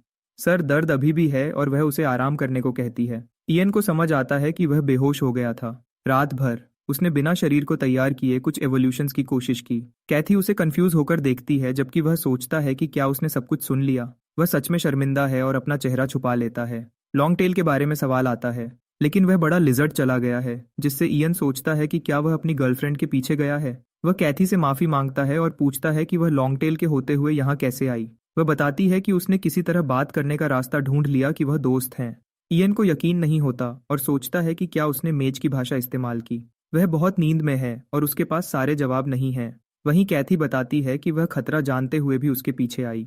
असल में उसे मेज से कुछ पूछना है। सबसे पहले कैथी को पिछली रात हुए हमले का अफसोस है, क्योंकि उसकी वजह से ही वह हुआ था। इयन हैरान होता है और वह तुरंत माफी मांगती है कि उसने उन्हें मुसीबत में डाल दिया। इयन समझ जाता है कि चीजें बहुत जल्दी बिगड़ गई थीं। तभी उसे समझ आता है कि वह इतनी क्यों कांप रही थी। इयन को लगता है कि शायद उसकी बैंडिट से कोई पुरानी दुश्मनी है, पर वह इस बात पर बुरा मान जाती है। इयन कहता है कि उसका चेहरा बैंडिट जैसा दिखता है, लेकिन कैथी एक बड़ा राज बताने का फैसला करती है। इयन को लगता है कि यह कोई फिल्मी कहानी होगी, जैसे वह किसी देश की राजकुमारी हो। असल में वह बताती है कि उसका असली नाम टारियन परिवार की लूसी है। वह एक नोबल है। बैंडिट उसके होने वाले पति ने भेजे थे। इयन को लगता है कि यह हमेशा की तरह कोई छोटा मोटा लवर्स का झगड़ा होगा। कैथी को इयन की ऐसी घटिया सोच पर गुस्सा आता है। वह बताती है कि वह अपने होने वाले पति के कंट्रोल से दूर भागना चाहती थी, लेकिन कल जो हुआ उसके बाद उसकी हिम्मत टूट गई है। इयन का हाथ पकड़कर वह उससे भागने में मदद मांगती है। इयन उसकी अचानक आई इस बात से थोड़ा कंफ्यूज हो जाता है। वह पूछता है कि आखिर वह किससे भाग रही है और क्या मामला सच में इतना बुरा है। लड़की बताती है कि उसका परिवार टारियंस एक छोटा सा बैरोनियल घराना है जो फियानलेप इलाके को संभालता है, लेकिन वहां रक्षा करने के लिए सैनिकों की कमी थी, इसलिए उन पर हमेशा हमले का खतरा बना रहता था। इसी वजह से वहां हमेशा जंग का डर रहता था, जो उनके परिवार को खत्म कर सकता था। जल्दी में उसने एक ऐसे नाइट से शादी कर ली जो पहले एक मर्सेनरी कैप्टन था, ताकि हालात को कंट्रोल किया जा सके। क्योंकि उस आदमी का अपने मर्सेनरी ग्रुप में बहुत बड़ा असर था, इसलिए परिवार के सारे खतरे खत्म हो गए। शुरू में सब कुछ ठीक लग रहा था। वह आदमी टारियन परिवार के दामाद के रूप में अपनी जगह से खुश लग रहा था, लेकिन फिर सब कुछ जल्दी ही बिगड़ गया। वह ताकत के नशे में पागल हो गया और सोचने लगा कि वह कुछ भी कर सकता है। वह आदमी दूसरी औरतों के साथ घूमने लगा और कैथी के साथ बहुत बुरा और नफरत भरा बर्ताव करने लगा। हालात इतने खराब हो गए कि उसके माँ बाप ने सगाई तोड़ने की मांग कर दी, लेकिन उनके लिए चीजें सही नहीं हुई और भारी मन से वह बताती है कि कैसे उस कमीने ने उसके माँ बाप को जहर दे दिया। यह सुनकर इयन कांप उठता है। वह बेचारी लड़की बताती है कि उस घटिया इंसान को लगा कि वह अपनी ताकत खो देगा, इसलिए उसने उसके परिवार को जहर देकर खत्म कर दिया। हमारा हीरो भी यही सोचता है। वह आदमी सच में बहुत बड़ा घटिया इंसान है जिसने यह सब किया। लूसी बताती है कि वह आदमी हमेशा एक आम इंसान ही रहेगा, इसलिए वह जबरदस्ती परिवार का नाम और रैंक हड़पना चाहता है। वह एक नौकर की मदद से भागने में कामयाब हुई और उस आदमी से शादी करने से साफ मना कर दिया, लेकिन वह जानती है कि वह उसका पीछा करता रहेगा। एक अकेली लड़की होने के नाते उसकी बस एक ही ख्वाहिश है कि इयन उसे सुरक्षित जगह पहुंचाने में मदद करे। मेज उसकी हालत को अच्छे से समझ जाता है। इयन महसूस कर सकता है कि वह आदमी कितना खतरनाक है जो अपनी होने वाली बीवी को किडनैप करने तक जा सकता है। यह एक उलझा हुआ मामला है और भले ही उसे नहीं पता कि यह सब कैसे काम करता है, पर वह उसके दुख को समझ सकता है। लूसी उससे मिन्नतें करती है और अपने परिवार के लिए मदद मांगती है, बदले में कुछ भी देने को तैयार है। फिर भी इयन के मन में एक सवाल है, वह ही क्यों? क्योंकि हो सकता है कि वह भी उसके साथ धोखा कर दे। लूसी कहती है कि उसके पास कोई और रास्ता नहीं है, क्योंकि उस आदमी से बुरा कुछ भी नहीं हो सकता। वह अपनी आज़ादी के बदले उसे सब कुछ देने को तैयार है। यहाँ तक कि वह इतनी मजबूर है कि वह इयन को टारियन परिवार का हिस्सा बनाकर नोबल बनने में मदद करने को भी तैयार है। भले ही बाद में एक छोटी राजकुमारी का ऑफर आए कि वह उस जैसे किसान के लड़के से शादी करेगी, और एक किसान के बेटे के लिए नोबल बनने का यह एक बड़ा मौका है, फिर भी इयन फैसला नहीं कर पा रहा कि वह क्या चाहता है। अगर ऐसा हुआ तो वह नोबल बन जाएगा, लेकिन वह एलादित का चेला नहीं रहेगा और न ही उस तरह मेज की जिंदगी जी पाएगा जैसा वह चाहता है। शायद ऐसी जिंदगी उसके लिए ठीक हो, और दूसरी तरफ यह उसके लिए राजनीति और ताकत के साथ जीने का एक अच्छा रास्ता भी हो सकता है। अभी वह अपनी किस्मत के मोड़ पर खड़ा है कि उसे एक नोबल बनना है या मेज बन के रहना है। फिर भी वह इस फैंटेसी दुनिया में किसी वजह से आया है, इसलिए उसे लगता है कि उसे इस मौके का फायदा उठाकर अपनी जादू की शक्ति को बढ़ाना चाहिए। लूसी की मदद करके उसे मेज के रूप में तजुर्बा मिलेगा और साथ ही इतने पैसे भी मिल जाएंगे कि वह अपना खर्चा उठा सके। इसलिए वह फैसला करता है कि अब से वह सारे किडनैपर्स को भगा देगा और बाकी चीजें अपने आप होने देगा। वह खास कर कैथी से कहता है कि उसे किसी ऐसे इंसान से मदद लेनी चाहिए जो उससे बेहतर तलवार चला सके। क्योंकि एक मेज कोई योद्धा नहीं होता और खतरे के वक्त वह उसके लिए ज्यादा कुछ नहीं कर सकता। फिर भी वह उसकी मदद करने को तैयार हो जाता है अगर वह उसे पैसे देने को राजी हो, और उसके बाद जो होगा वह उस पर निर्भर करेगा। कैथी खुशी के आंसू रोने लगती है और उसकी मदद के लिए बहुत शुक्रगुजार होती है। वह इयन को गले लगा लेती है और इयन को उस पर तरस आ जाता है। वह चुपचाप उसे अपने कंधे पर रोने देता है। इस बीच ड्रेक अपनी पत्नी के साथ आराम से धूप सेंक रहा है। जब इयन और कैथी उसकी गुफा से बाहर आते हैं, ड्रेक अपने दोस्त को देखकर बहुत खुश हो जाता है और इयन से कहता है कि वह अच्छा दिख रहा है। इयन कहता है कि वह पहाड़ से नीचे जा रहे हैं क्योंकि सब वहां उनका इंतजार कर रहे हैं। यह सुनकर ड्रेक कहता है कि दोनों उसकी पीठ पर बैठ जाएं, वह खुद उन्हें वहां छोड़ देगा। इयन बिना सोचे उस पर चढ़ जाता है, लेकिन कैथी थोड़ी घबराई हुई है। ड्रेक उसे इयन की गर्लफ्रेंड बोलता है और बैठने को कहता है, लेकिन कैथी बात का गलत मतलब निकाल लेती है और शर्म से कांपने लगती है। इयन जल्दी से समझाता है कि ऐसा कुछ नहीं है और वह दोनों साथ नहीं है। ड्रेक को फिर भी यकीन नहीं होता क्योंकि उसके लिए वह एक प्यारी जोड़ी लग रहे हैं। कैथी अभी भी कंफ्यूज है, लेकिन इयन उसकी कंफ्यूजन दूर करने की कोशिश करता है और उसे अपने पीछे बैठने को कहता है। इयन को एक असली हीरो की तरह देखकर वह आखिरकार उस पर भरोसा कर लेती है। वह ड्रेक पर चढ़ जाती है और इयन को कसकर पकड़ लेती है। उसी वक्त सौदागर लीक के साथ बहस कर रहे हैं। कुछ का कहना है कि उन्हें अपना सामान पैक करके तुरंत निकल जाना चाहिए, क्योंकि उन्हें लगता है कि ड्रैगन ने अब तक इयन को मार दिया होगा और यहाँ रुकना खतरे से खाली नहीं है। लेकिन सौदागर बांटे हुए हैं और दोनों तरफ के लोग अलग अलग फैसले पर लड़ रहे हैं। एक तरफ के लोग मेज का इंतजार करना चाहते हैं, जबकि दूसरी तरफ के लोग जल्दी से किसी सुरक्षित जगह जाना चाहते हैं। लीक थोड़ी देर चुपचाप सोचता है, फिर अपनी आंखें खोलता है और कहता है कि उसने इयन को वादा किया था कि वह इंतजार करेगा, इसलिए चाहे कुछ भी हो जाए वह यहाँ रुकेगा। जो सौदागर उसके फैसले के साथ हैं वह खुशी से चिल्लाने लगते हैं, लेकिन सिर्फ 10 मिनट बाद डाकुओं का एक ग्रुप उन पर हमला कर देता है। डाकू सबको पकड़ लेते हैं और गुस्से में पूछते हैं कि उनके साथ सफर करने वाली लड़की कहाँ है।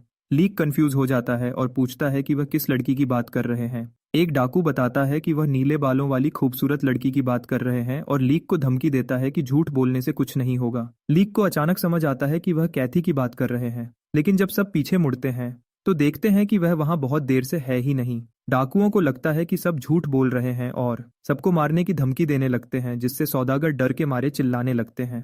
तभी अचानक लीक को एहसास होता है कि उनका रक्षक इयन वापस आ गया है। सब जल्दी से पीछे मुड़ते हैं और देखते हैं कि ड्रेक तेजी से उनकी तरफ आ रहा है। इयन और कैथी उसके ऊपर बैठे हैं।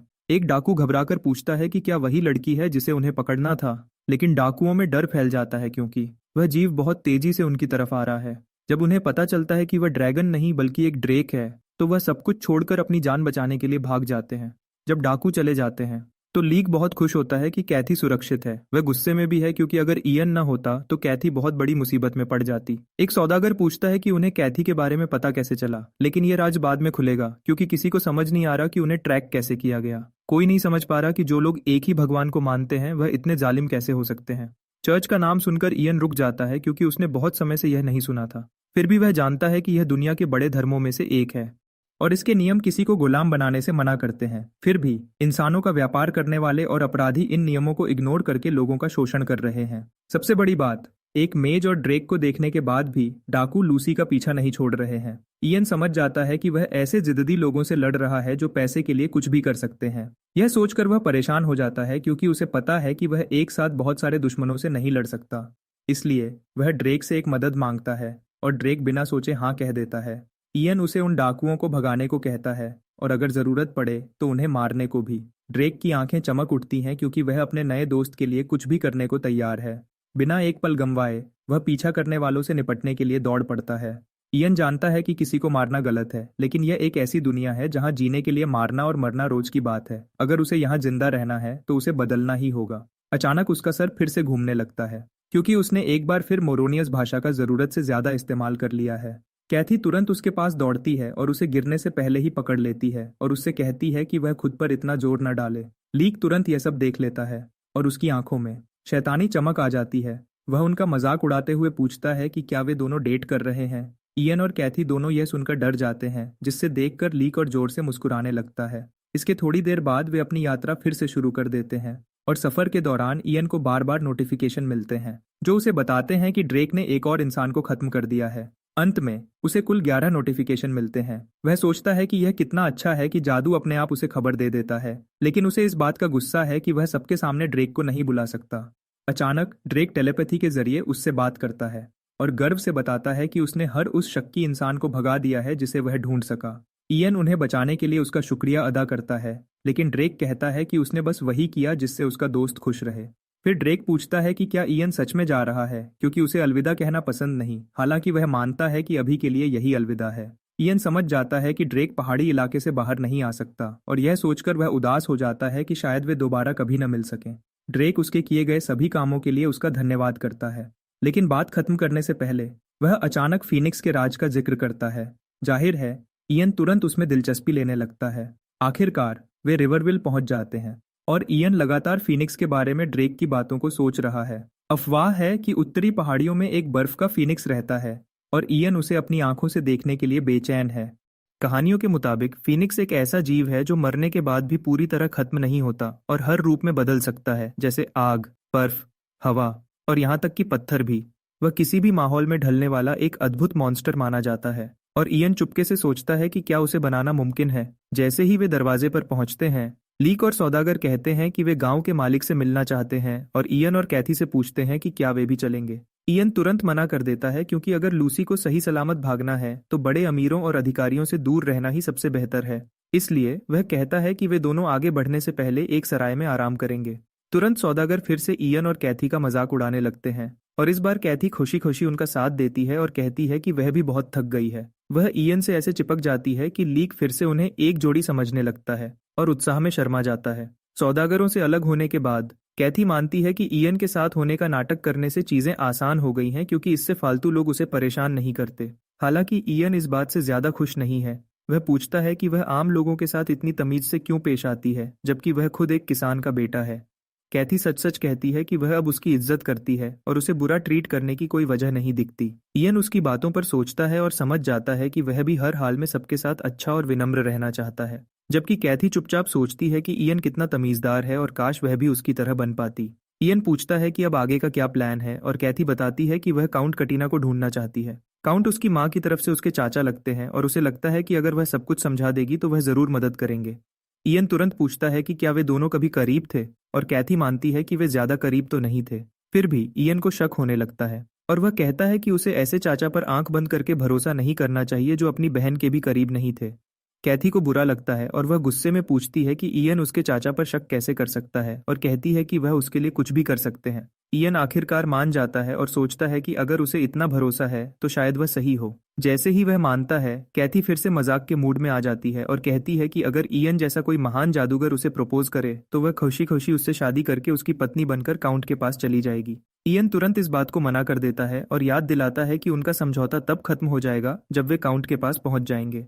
कैथी मुंह फुलाती है और उसे जालिम कहती है, लेकिन इयन आराम से कहता है कि दुनिया में उसके अलावा और भी बहुत सी लड़कियां हैं। कैथी यह सुनकर चिढ़ जाती है और गुस्से में सराय की तरफ तेजी से बढ़ जाती है। जब वे आखिरकार सराय पहुंचते हैं, इयन रिसेप्शनिस्ट को सोने की थैली देता है और रात भर के लिए एक कमरा और नहाने की जगह का पैसा चुका देता है। यह रकम दोनों के लिए काफी है। रिसेप्शनिस्ट तब आराम से पूछता है कि क्या लड़की भी नहाएगी, लेकिन जैसे ही कैथी यह सुनती है वह डर जाती है और जल्दी से कहती है कि उसे नहाने की जरूरत नहीं है। इयन को पहले लगता है कि उसे नहाना पसंद नहीं, और वह सोचता है कि वह इतनी गंदी हो गई है कि उसे नहाना चाहिए, लेकिन थोड़ी देर बाद वह सच समझ जाता है। इस दुनिया में सार्वजनिक नहाने की जगह खुली होती है, और कैथी अजनबियों के सामने नहाने में सहज नहीं है।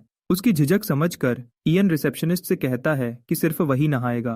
कैथी तुरंत राहत की सांस लेती है। बदकिस्मती से जब यह बात हो रही होती है, तब पास बैठे 3 शक्की लोग चुपके से कैथी को देख रहे होते हैं। इयन तुरंत उनकी नजरों को पकड़ लेता है और सावधान हो जाता है। वह जल्दी से कैथी से कहता है कि वह अपना रोब कस ले, क्योंकि लोग उसे बहुत घूर रहे हैं, और वह खुद भी ऐसा ही करता है ताकि किसी का ध्यान न जाए। लेकिन तब तक बहुत देर हो चुकी होती है। उन अजनबियों ने कैथी को देख लिया है और अब वे उसे भूलने वाले नहीं हैं। दूसरी तरफ जो आदमी उसे देख रहे थे, कैथी के बारे में गंदी बातें सोच रहे हैं। उन्होंने पहली बार इतनी सुंदर लड़की देखी है और उन्हें वह स्वर्ग से उतरी हुई परी जैसी लग रही है। उन्हें इस बात पर और गुस्सा आता है कि वह इयन जैसे पतले और काले बालों वाले लड़के के साथ घूम रही है, और उनके हिसाब से इयन उसके लायक नहीं है। वे एक दूसरे को शैतानी इशारे करते हैं और तय करते हैं कि इयन और कैथी यहाँ ज्यादा देर नहीं रुकेंगे, इसलिए उन्हें जल्दी कुछ करना होगा। उनका इरादा बहुत बुरा है और वे तय करते हैं कि आज ही मौका है। जब वे महल के अंदर कहीं और बैठकर साजिश कर रहे होते हैं, रिवरविल का मालिक बात कर रहा होता है। बातचीत के दौरान लीक को अचानक लगता है कि यह मालिक का दिल जीतने का सही मौका है और शायद महल में रहने की जगह मिल जाए। इसलिए वह मालिक की बहुत तारीफ करने लगता है। इतनी तारीफ करता है कि मालिक खुश और घमंडी हो जाता है। जब उसे लगता है कि सही वक्त है तो लीक बताता है कि सफर के दौरान उन्हें एक जादूगर मिला था। वह उत्साह से बताता है कि कैसे उस जादूगर ने ड्रैगन को काबू किया और कैसे उसने उन सबकी जान बचाई। लीक यह भी बताता है कि वह जादूगर अभी इसी गांव की सराय में रुका है। जैसे ही मालिक यह सुनता है उसका चेहरा बदल जाता है, क्योंकि खुशी के बजाय वह डर जाता है। वह सोचता है कि अगर वह जादूगर गुस्से में आ गया और ड्रैगन को छोड़ दिया तो कितनी तबाही होगी। न सिर्फ लोग मारे जाएंगे बल्कि स्थिति पहले ही खतरनाक है, क्योंकि रिवरविल में एक और ताकतवर फोर्स मौजूद है। वह फोर्स है होली सैंटियागो नाइट्स, जो पूरी तरह भगवान की सेवा में लगे हैं। वे साधु और योद्धा दोनों हैं जो राक्षसों को ढूंढने के लिए घूमते हैं। वे खुद को इंसानियत का रक्षक कहते हैं, लेकिन मालिक उन्हें पागल समझता है जो जहां जाते हैं वहां अफरा तफरी मचा देते हैं। सैंटियागो नाइट्स का ख्याल ही ड्रैगन वाले जादूगर से टकराने का ख्याल उसे डरा देता है, क्योंकि वह जानता है कि अगर उनके बीच लड़ाई हुई तो उसका छोटा सा शांत गांव तबाह हो जाएगा। इस तबाही को रोकने के लिए वह तैयार है। वह तुरंत अपने कमांडर्स को लीक के लिए कमरा तैयार करने का हुक्म देता है और फिर सैंटियागो नाइट्स को बुलाने का हुक्म देता है ताकि वह दोनों को अलग रख सके। इस बीच इयन और कैथी सराय में साथ बैठकर नाश्ता कर रहे हैं। खाना खत्म करने के बाद इयन कहता है कि वह नहाने जा रहा है और कैथी से कहता है कि खाना खत्म करके ऊपर दूसरी मंजिल पर चली जाए। जैसे ही वह अकेली रह जाती है, एक शक्की आदमी को मौका मिल जाता है। वह चुपचाप उस लड़की के पीछे चलने लगता है जब वह अकेले इन से बाहर जा रही होती है। अचानक वह उसके पास जाता है और कहता है कि काले बालों वाले लड़के ने उसे भेजा है ताकि वह उसे जल्दी से डॉक तक ले आए, क्योंकि वहां कोई जरूरी काम है। वह बताता है कि इयन अभी नहा रहा है और उसने कहा है कि उसे जितनी जल्दी हो सके वहां ले आए। कैथी, जो पहले से ही डरी हुई है, उसकी बात पर तुरंत भरोसा कर लेती है। उसे लगता है कि शायद वही गुंडे उसे फिर से उठाने आ गए हैं, इसलिए वह जल्दी से उस अजनबी के पीछे चल देती है बिना कोई सवाल किए। लेकिन जब वह देखती है कि इयन आराम से नहा रहा है तो उसे तुरंत समझ आ जाता है कि कुछ तो गड़बड़ है। बदकिस्मती से जब तक उसे यह समझ आता तब तक बहुत देर हो चुकी थी और कोई अचानक उसके चेहरे पर कपड़ा डाल देता है। इयन तुरंत यह हलचल महसूस कर लेता है और जैसे ही एक आदमी उस पर हमला करने की कोशिश करता है, इयन अपनी जादू से उस आदमी का पैर फिसला देता है और वह गिर जाता है। उस पल इयन को समझ आता है कि यह लूसी के होने वाले पति की कोई चाल नहीं है, यह कुछ और ही है। और सबसे बुरा यह कि कैथी को उसके सामने ही उठाकर ले जाया जा रहा है। बिना सोचे इयन अपनी लाइट मैजिक का इस्तेमाल करके अपने चारों तरफ एक इल्यूजन बना लेता है। उसके पास बहुत सी अजीब शक्तियां हैं और फिलहाल लाइट का इस्तेमाल करना सबसे आसान है।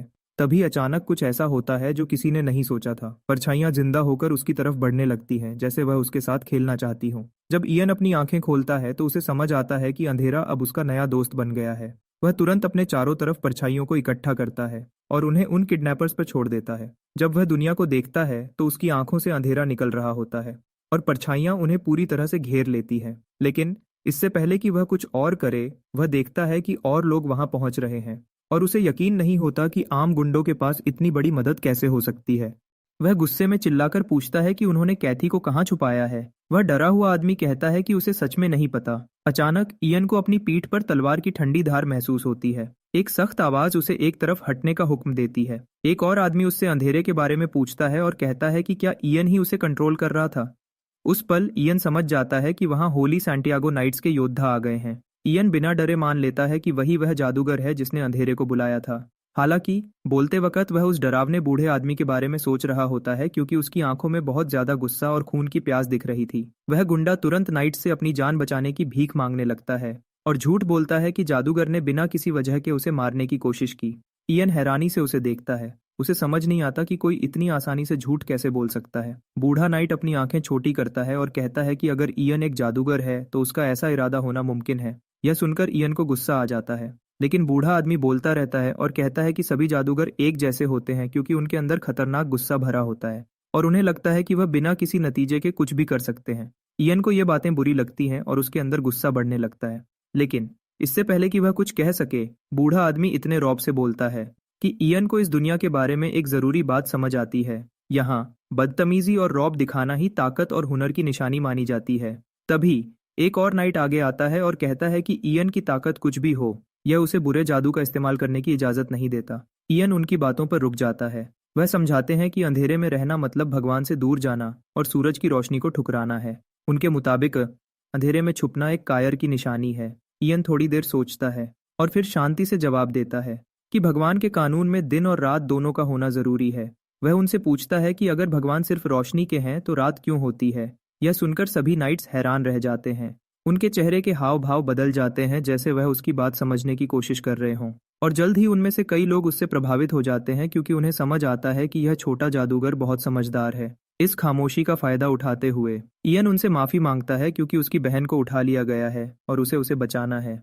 तुरंत नाइट्स को समझ आता है कि उस गुंडे ने उन्हें शुरू से धोखा दिया था और वह सब गुस्से में उस झूठे आदमी की तरफ देखते हैं। बूढ़ा नाइट फिर डीट्रिक नाम के आदमी को गुंडे पर नजर रखने को कहता है और खुद इन की तरफ बढ़ता है, इयन का वक्त बर्बाद करने के लिए माफी मांगते हुए। वह कहता है कि वह खुद इयन की बहन को बचाने में मदद करेगा। जल्द ही वह डॉक पर पहुंचते हैं जहां बाकी गुंडे कैथी को बोट में ले जाने की कोशिश कर रहे होते हैं। वह एक बैग में बंद है और गुंडे जल्दी से भागने की कोशिश कर रहे हैं। नाइट्स तुरंत समझ जाते हैं कि क्या हो रहा है और गुस्से में आ जाते हैं क्योंकि गुंडे भागने की तैयारी कर रहे हैं। इस बीच इयन को वक्त का ख्याल आता है। सूरज ढल रहा है और इसलिए वह अपनी जादू का बेहतर इस्तेमाल कर सकता है। बूढ़ा नाइट सबसे पूछता है कि क्या करना चाहिए और कहता है कि लड़की को बचाने के लिए उन्हें मिलकर काम करना होगा। नाइट्स लड़ाई के लिए उत्साहित हो जाते हैं, लेकिन इयन उन्हें चेतावनी देता है कि सीधा बोट पर हमला करना खतरनाक हो सकता है। बूढ़ा आदमी पीछे हटने से मना कर देता है और कहता है कि वह उसे बचाने के लिए कुछ भी करेगा। इयन बताता है कि वहां पास में एक बड़ा हुक है और वह किसी तरह बोट को किनारे की तरफ खींचने का प्लान बनाता है। बूढ़ा नाइट उसे हैरानी से देखता है और पूछता है कि क्या वह इसके लिए शैडो मैजिक का इस्तेमाल करेगा, क्योंकि उसे समझ नहीं आता कि यह कैसे काम करेगा। इयन बताता है कि उसे कई तरह के जादू आते हैं और वह एक के बजाय कई जादू इस्तेमाल कर सकता है। बूढ़ा नाइट और भी कंफ्यूज हो जाता है क्योंकि उसने आज तक सिर्फ ऐसे लोग देखे हैं जो सिर्फ एक ही चीज में माहिर होते हैं। बिना वक्त बर्बाद किए इयन अपनी भाषा में मंत्र पढ़ने लगता है और नदी से कहता है कि वह बोट को किनारे की तरफ धकेले। तुरंत नदी उसकी बात मान लेती है। पानी की लहरें तेजी से घूमने लगती हैं, बोट को पीछे खींचने लगती हैं। लहरें बोट से टकराती हैं और सब कुछ उलट पुलट हो जाता है। इस अचानक बदलाव की वजह से इयन आखिरकार कैथी को सही सलामत बचा लेता है। जैसे ही वह आजाद होती है, वह राहत में इयन से लिपट जाती है। इयन तुरंत समझ जाता है कि अगर वह ऐसे ही करती रही तो बूढ़ा नाइट समझ जाएगा कि वह भाई बहन नहीं है। इसलिए वह थोड़ा अजीब महसूस करते हुए उसे गले लगाता है और सोचता है कि वह कितना थक गया है। उसकी एनर्जी बहुत कम हो गई है और वह बस वापस इन में जाकर शांति से नहाना चाहता है।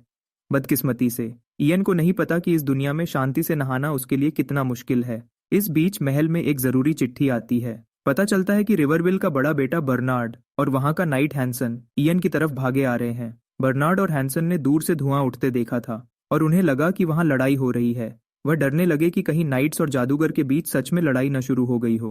हैंसन सोचता है कि यह सब कितना परेशानी वाला काम है क्योंकि उसे इस बिगड़े हुए लड़के को हर जगह साथ ले जाना पड़ रहा है। और बर्नार्ड का चेहरा देखकर उसे लगता है कि उसे यहाँ लाना एक गलती थी। वह इस बच्चे को संभाल कर थक गया है। लेकिन जब वह धुएं की जगह पहुंचते हैं तो देखते हैं कि वहां कोई लड़ाई नहीं हो रही, बल्कि नाइट्स इयन की मदद कर रहे हैं जब वह खुले में नहा रहा है, जिससे इयन बहुत अनकंफर्टेबल हो जाता है। बर्नार्ड और हैंसन तुरंत वहां पहुंचते हैं और हैंसन लड़के को रुकने को कहता है। जब उसे समझ आता है कि कुछ खतरनाक नहीं हो रहा और वह बस नहा रहा है तो दोनों हैरान रह जाते हैं।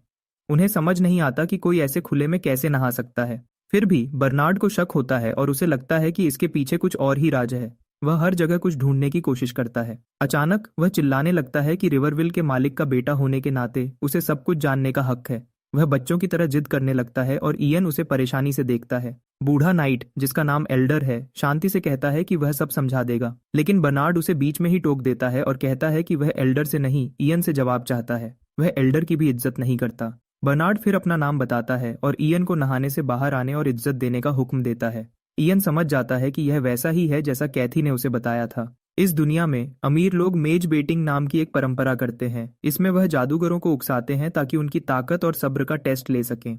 अगर जादूगर चुप रहे तो लोग उसे कमजोर समझते हैं, लेकिन अगर वह गुस्से में जवाब दे तो उसे ताकतवर माना जाता है। यह समझकर कि बर्नार्ड उसे जानबूझकर उकसा रहा है, इयन उसकी बात मानने से साफ मना कर देता है। बर्नार्ड गुस्से से पागल हो जाता है और चिल्लाने लगता है कि इयन की हिम्मत कैसे हुई एक नोबल का कहना न मानने की। इयन शांति से जवाब देता है कि उसे किसी बिगड़े हुए बच्चे की बात सुनने की कोई जरूरत नहीं है। गुस्से में आकर बर्नार्ड अपने नाइट को हुक्म देता है कि वह इयन को तुरंत पकड़ ले, लेकिन नाइट को लड़ने में कोई इंटरेस्ट नहीं है। वह बस उस बच्चे को शांत करने की कोशिश कर रहा है। तब इयन को लगता है कि अब बहुत हो गया। वह सोचता है कि बचपना तो वह सह सकता था, लेकिन उसे धोखेबाज कहना हद पार करना है। नहाने के ट्यूब से उठते ही वह एक साथ अपनी डार्क और लाइट मैजिक दोनों निकालता है, जिससे कचरे के डिब्बे, कुल्हाड़ियां और आसपास की चीजें हवा में उड़ने लगती हैं। हैंसन जल्दी से माफी मांगता है और इयन को यकीन दिलाता है कि अब वह समझ गए हैं कि इयन कितना ताकतवर है। इयन थोड़ा शांत होता है क्योंकि उसे लगता है कि इतना दिखाना बर्नार्ड को चुप कराने के लिए काफी होगा, पर वह गलत था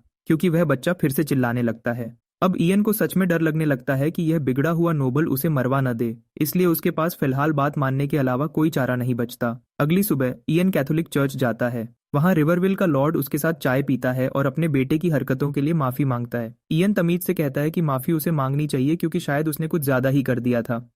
लॉर्ड पूछता है कि क्या इयन अपनी साथी के साथ आया है, पर इयन बताता है कि वह अभी इन में ही रुकी है। असल में वह जानता है कि कैथी अपनी सुरक्षा के लिए नाइट्स के पास है। बात इयन के उस्ताद पर आती है और लॉर्ड पूछता है कि उसके उस्ताद कौन है। इयन बताता है कि उसके उस्ताद लॉर्ड एलडिथ हैं। लॉर्ड उनका नाम पहचान लेता है। वह बताता है कि एलडिथ एकेडमी के मशहूर लोगों में से है। वह पूछता है कि क्या इयन के उस्ताद ने कभी साउथ के बारे में बात की है जहां मैजिक एकेडमी है। बात फिर राजनीति पर चली जाती है और लॉर्ड पूछता है कि क्या इयन पलगार या रॉक्सलन की तरफ जाने का इरादा रखता है। इयन कहता है कि उसे तो पता भी नहीं कि यह जगह कहाँ है। तब लॉर्ड बताता है कि इन दोनों इलाकों के बीच दुश्मनी बहुत बढ़ गई है। पलगर ने रॉक्सलन पर नजर रखी है और इयन समझ जाता है कि जल्द ही यहाँ जंग होने वाली है। लॉर्ड पूछता है कि क्या इयन भी साउथ की तरफ जा रहा है, लेकिन इयन बताता है कि वह ईस्ट की तरफ जा रहा है क्योंकि वह किसी राज की तलाश में है। यह सुनकर लॉर्ड उसे एक तोहफा देने का फैसला करता है। इयन कंफ्यूज हो जाता है जब उसके सामने एक संदूक रखा जाता है। लॉर्ड उसे खोलने के लिए कहता है और जब इयन खोलता है तो उसे अंदर एक स्टाफ मिलता है। लॉर्ड बताता है कि यह स्टाफ एक बड़े जादूगर का था और इसका नाम विंग्स गेट है। इयन उसे उठाता है और तुरंत समझ जाता है कि यह उसके लिए बिल्कुल सही है। बाहर से तो यह बस एक आम लकड़ी जैसा दिखता है। इसे पकड़कर उसे लगता है कि अब वह एक असली जादूगर लग रहा है। वह इस तोहफे के लिए शुक्रिया अदा करता है। लॉर्ड कहता है कि यह उसके बेटे की बदतमीजी माफ करने का तोहफा है। इयन खुशी खुशी इसे मान लेता है, लेकिन मीटिंग से वापस आते ही उसे कोई जोर जोर से उसका नाम पुकारता हुआ सुनाई देता है। इयन अलर्ट हो जाता है। कैथी भागती हुई आती है और कहती है कि कुछ बुरा हो गया है। वह एक कौवा दिखाती है जो उसके हाथ में फंसा है। जब इयन देखता है कि यह बस एक कौवा है तो वह शांत हो जाता है और कैथी मुस्कुराने लगती है। एक बुजुर्ग बताते हैं कि एक शिकारी ने इसे पकड़ा था और वह इसे पकाने वाला था, पर कैथी ने उसे रोक लिया। इयन समझ जाता है कि कैथी कितनी सीरियस है। वह कहती है कि कौवे के बाल इयन जैसे काले हैं, शायद किस्मत इसे उनके पास लाई है, इसलिए वह किसी को इसे खाने नहीं दे सकती। कैथी बहुत खुश है, जबकि इयन बुजुर्ग से माफी मांगता है कि कैथी ने परेशानी खड़ी की और कहता है कि इसे पकाकर खा लो। यह सुनकर कैथी का दिल टूट जाता है। वह सोचती है कि इयन इतना पत्थर दिल कैसे हो सकता है। जब इयन उसे शांत करने की कोशिश करता है, नाइट्स खुश हैं कि उन्हें दोपहर का खाना मिल गया। तभी अचानक इयन को एक आवाज सुनाई देती है जो उसे बचाने की भीख मांग रही है। वह सबको रुकने के लिए कहता है और कौवे को उठाता है। तब उसे समझ आता है कि यह चिड़िया मदद मांग रही है। वह कौवे से बात करता है और देखता है कि भले ही चिड़िया उसकी भाषा न समझे, लेकिन इयन उसकी बात समझ सकता है। उसे लगता है कि यहाँ मैजिक थोड़ा अलग काम कर रहा है। वह और कोशिश करता है, पर कौवा डर के मारे बार बार वही बोल रहा है। तब इयन चिढ़ जाता है और गुस्से में कहता है कि चुप हो जा, मैं तुझे बचा रहा हूं ना, बार बार मत बोल। कौवा तुरंत चुप हो जाता है। इयन सोचता है कि भले ही इसे भाषा ना आए, पर इसे चुप रहना जरूर आता है। नाइट्स हैरान है कि इयन कौवे से ऐसे बात कर रहा है जैसे वह इंसान हो। इयन बताता है कि कौवा मदद मांग रहा है। कैथी खुश हो जाती है कि उसका कौवा बच गया। वह कहती है कि उसे पता था यह चिड़िया खास है। बुजुर्ग कहते हैं कि कैथी में भी इयन जैसी शक्ति है। यह सुनकर कैथी और खुश हो जाती है। इयन कौवे का टूटा हुआ पंख ठीक करता है। कैथी कहती है कि अब यह जल्दी ठीक हो जाएगा। वह पूछती है कि अब इसका क्या करेंगे, क्योंकि अगर शिकारी को वापस दिया तो वह इसे खा जाएंगे। इयन थोड़ी देर सोचता है, कौवे की आंखों में देखते हुए। कौवा फिर से कहता है कि उसे छोड़ना मत, यहाँ के लोग बहुत डरावने हैं। इयन को लगता है कि यह चिड़िया बहुत तंग करती है, फिर भी वह लंबी सांस लेकर उसे अपने कंधे पर बिठा लेता है।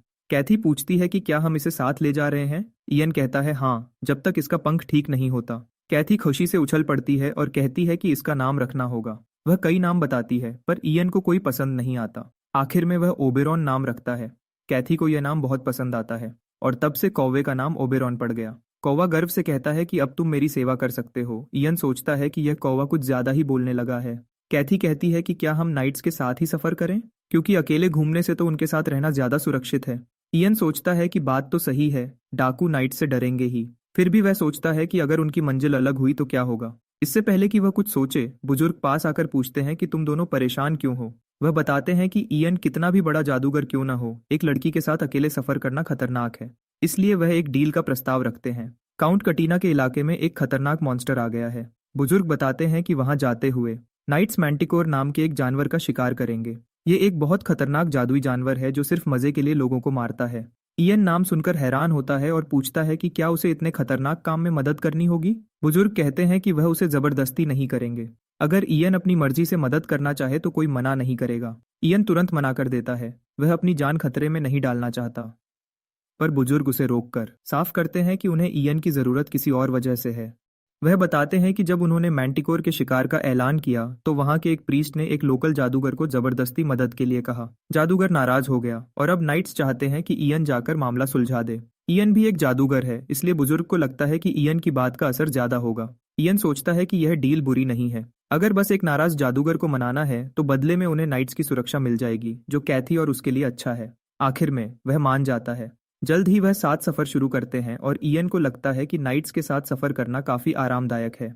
ऑर्डर के मेंबर्स बहुत अनुशासित लोग हैं और उनके उसूल बहुत पक्के हैं, और आमतौर पर होने वाली अफरा तफरी के मुकाबले यह सफर काफी सुकून भरा है। फिर भी अगर इयन को कोई शिकायत है तो वह यह है कि हर रात वे लोग उसे और कैथी को अपने धर्म में बदलने की कोशिश करते हैं। शुरू में तो बातें सुनने लायक होती हैं, लेकिन जल्दी ही यह खत्म न होने वाली बातें बोरिंग, थका देने वाली और चिड़चिड़ी हो जाती हैं। क्योंकि इयन का अपने खुद के विश्वास को छोड़ने का कोई इरादा नहीं है, सिर्फ इसलिए क्योंकि कोई और ऐसा करने को कह रहा है। उस रात बाद में कैंप साइट पर एल्डर चुपचाप उसके पास बैठते हैं और कहते हैं कि यह बड़े दुहक की बात है। इयन तुरंत पूछता है कि उनका क्या मतलब है। एल्डर समझाते हैं कि अगर इयन भगवान की आवाज सुन पाता तो शायद वह ऑर्डर का क्लेरिक बन सकता था। वे बताते हैं कि क्लेरिक असल में चर्च के जादूगर होते हैं जो आस्था की शक्ति का इस्तेमाल करते हैं। इयन इन बातों पर गहराई से सोचता है और हैरान होता है कि क्या कोई सच में भगवान से बात कर सकता है। अगर ऐसा है तो शायद वह आखिरकार अपने अजीब स्टेटस विंडो और इस दुनिया में दोबारा जन्म लेने की वजह पूछ सकता है। अब उत्सुक होकर वह आगे बढ़ता है। वह डीट्रिच के पास जाता है और पूछता है कि क्या वह भी उनकी पवित्र किताब पढ़ सकता है। कुछ देर बाद डीट्रिच सब्र के साथ इयन को बाइबल की लाइंस पढ़ना सिखाते हैं और उसकी तारीफ भी करते हैं कि वह उनके धर्म के प्रति कितना खुले विचारों का है। लेकिन इयन का ध्यान अचानक भटक जाता है और डीट्रिक उसके चेहरे पर बदलाव देखकर पूछते हैं कि क्या हुआ। इयन कहता है कि डीट्रिक ने अभी तो उसकी तारीफ की थी, लेकिन डीट्रिक तुरंत घबरा जाते हैं और कहते हैं कि उन्होंने तो कुछ कहा ही नहीं। परेशान होकर इयन कसम खाता है कि उसने साफ एक आवाज सुनी जो सीधे उससे बात कर रही थी। तभी उसे एहसास होता है कि वह आवाज बिल्कुल भी इंसानी नहीं थी। फिर एक और अजीब आवाज उसके कानों में गूंजती है जो शांति से कहती है कि शायद बोलने वाला कोई इंसान है ही नहीं। और इयन पूरी तरह कंफ्यूज हो जाता है कि उसके साथ आखिर हो क्या रहा है। इयन को समझ आता है कि उसके दिमाग में बोलने वाली आवाज शायद वही है जो उसे यहाँ लेकर आई है। इसलिए वह तुरंत चिल्लाता है और जवाब मांगता है। वह सवाल पर सवाल करता है और उस अनजान क्रिएटर से स्टेटस विंडो के बारे में पूछता है, और यह भी कि उसे इस दुनिया में क्यों फेंका गया जब वह मुश्किल से ग्रेजुएट हुआ था। जैसे जैसे उसका गुस्सा बढ़ता है, अचानक एक तेज हवा का झोंका चलता है और ऐसा लगता है जैसे धुंध क्रिएटर बिना जवाब दिए चली गई है। हमारा लड़का चिड़चिड़ा हो जाता है और चिल्लाने लगता है, मांग करता है कि वह वापस आए और उसे सही से जवाब दे। वहीं सैंटियागो नाइट्स उसे संभालने की कोशिश करते हैं और उससे शांत होने की मिन्नतें करते हैं। कुछ देर बाद इयन को एक आइडिया आता है और वह जल्दी से पवित्र किताब के पन्ने पलटने लगता है, उम्मीद में कि शायद उसे उस आवाज से बात करने का एक और मौका मिल जाए। जैसे जैसे वह पढ़ता रहता है, स्टेटस विंडो पर अचानक एक नोटिफिकेशन आता है जो बताता है कि उसे होली आर्ट्स नाम की एक नई स्किल मिली है। इसमें लिखा है कि यह स्किल उसे इस दुनिया के क्रिएटर से बात करने की इजाजत देगी। उसके तुरंत बाद और भी नोटिफिकेशंस आने लगते हैं जो कहते हैं कि अगर उसे क्रिएटर को क्रश करना है तो उसे और ज्यादा इंटरेस्ट दिखाना होगा। ये सब देखकर इयन सोचने लगता है कि क्या वही आवाज सच में वही है जिसने उसे इस दुनिया में खींच कर लाया और ये शक्ति दी। वह जितना ज्यादा सोचता है उसे उतना ही लगता है कि वह कोई कठपुतली है जिसे कंट्रोल किया जा रहा है और जिस पर हंसा जा रहा है। वह सब कुछ जल्दी खत्म करके सीधे उससे बात करना चाहता है, लेकिन उसका होली आर्ट्स का लेवल अभी बहुत कम है। आखिर में वो अभी के लिए हार मान लेता है, ये फैसला करके कि उसे और राज खोलने होंगे और अपने होली आर्ट्स को लेवल अप करने के लिए पॉइंट्स इकट्ठे करने होंगे। सफर के कुछ दिन गुजर जाते हैं और एक जगह डाकुओं का एक ग्रुप उन्हें घेरने की कोशिश करता है।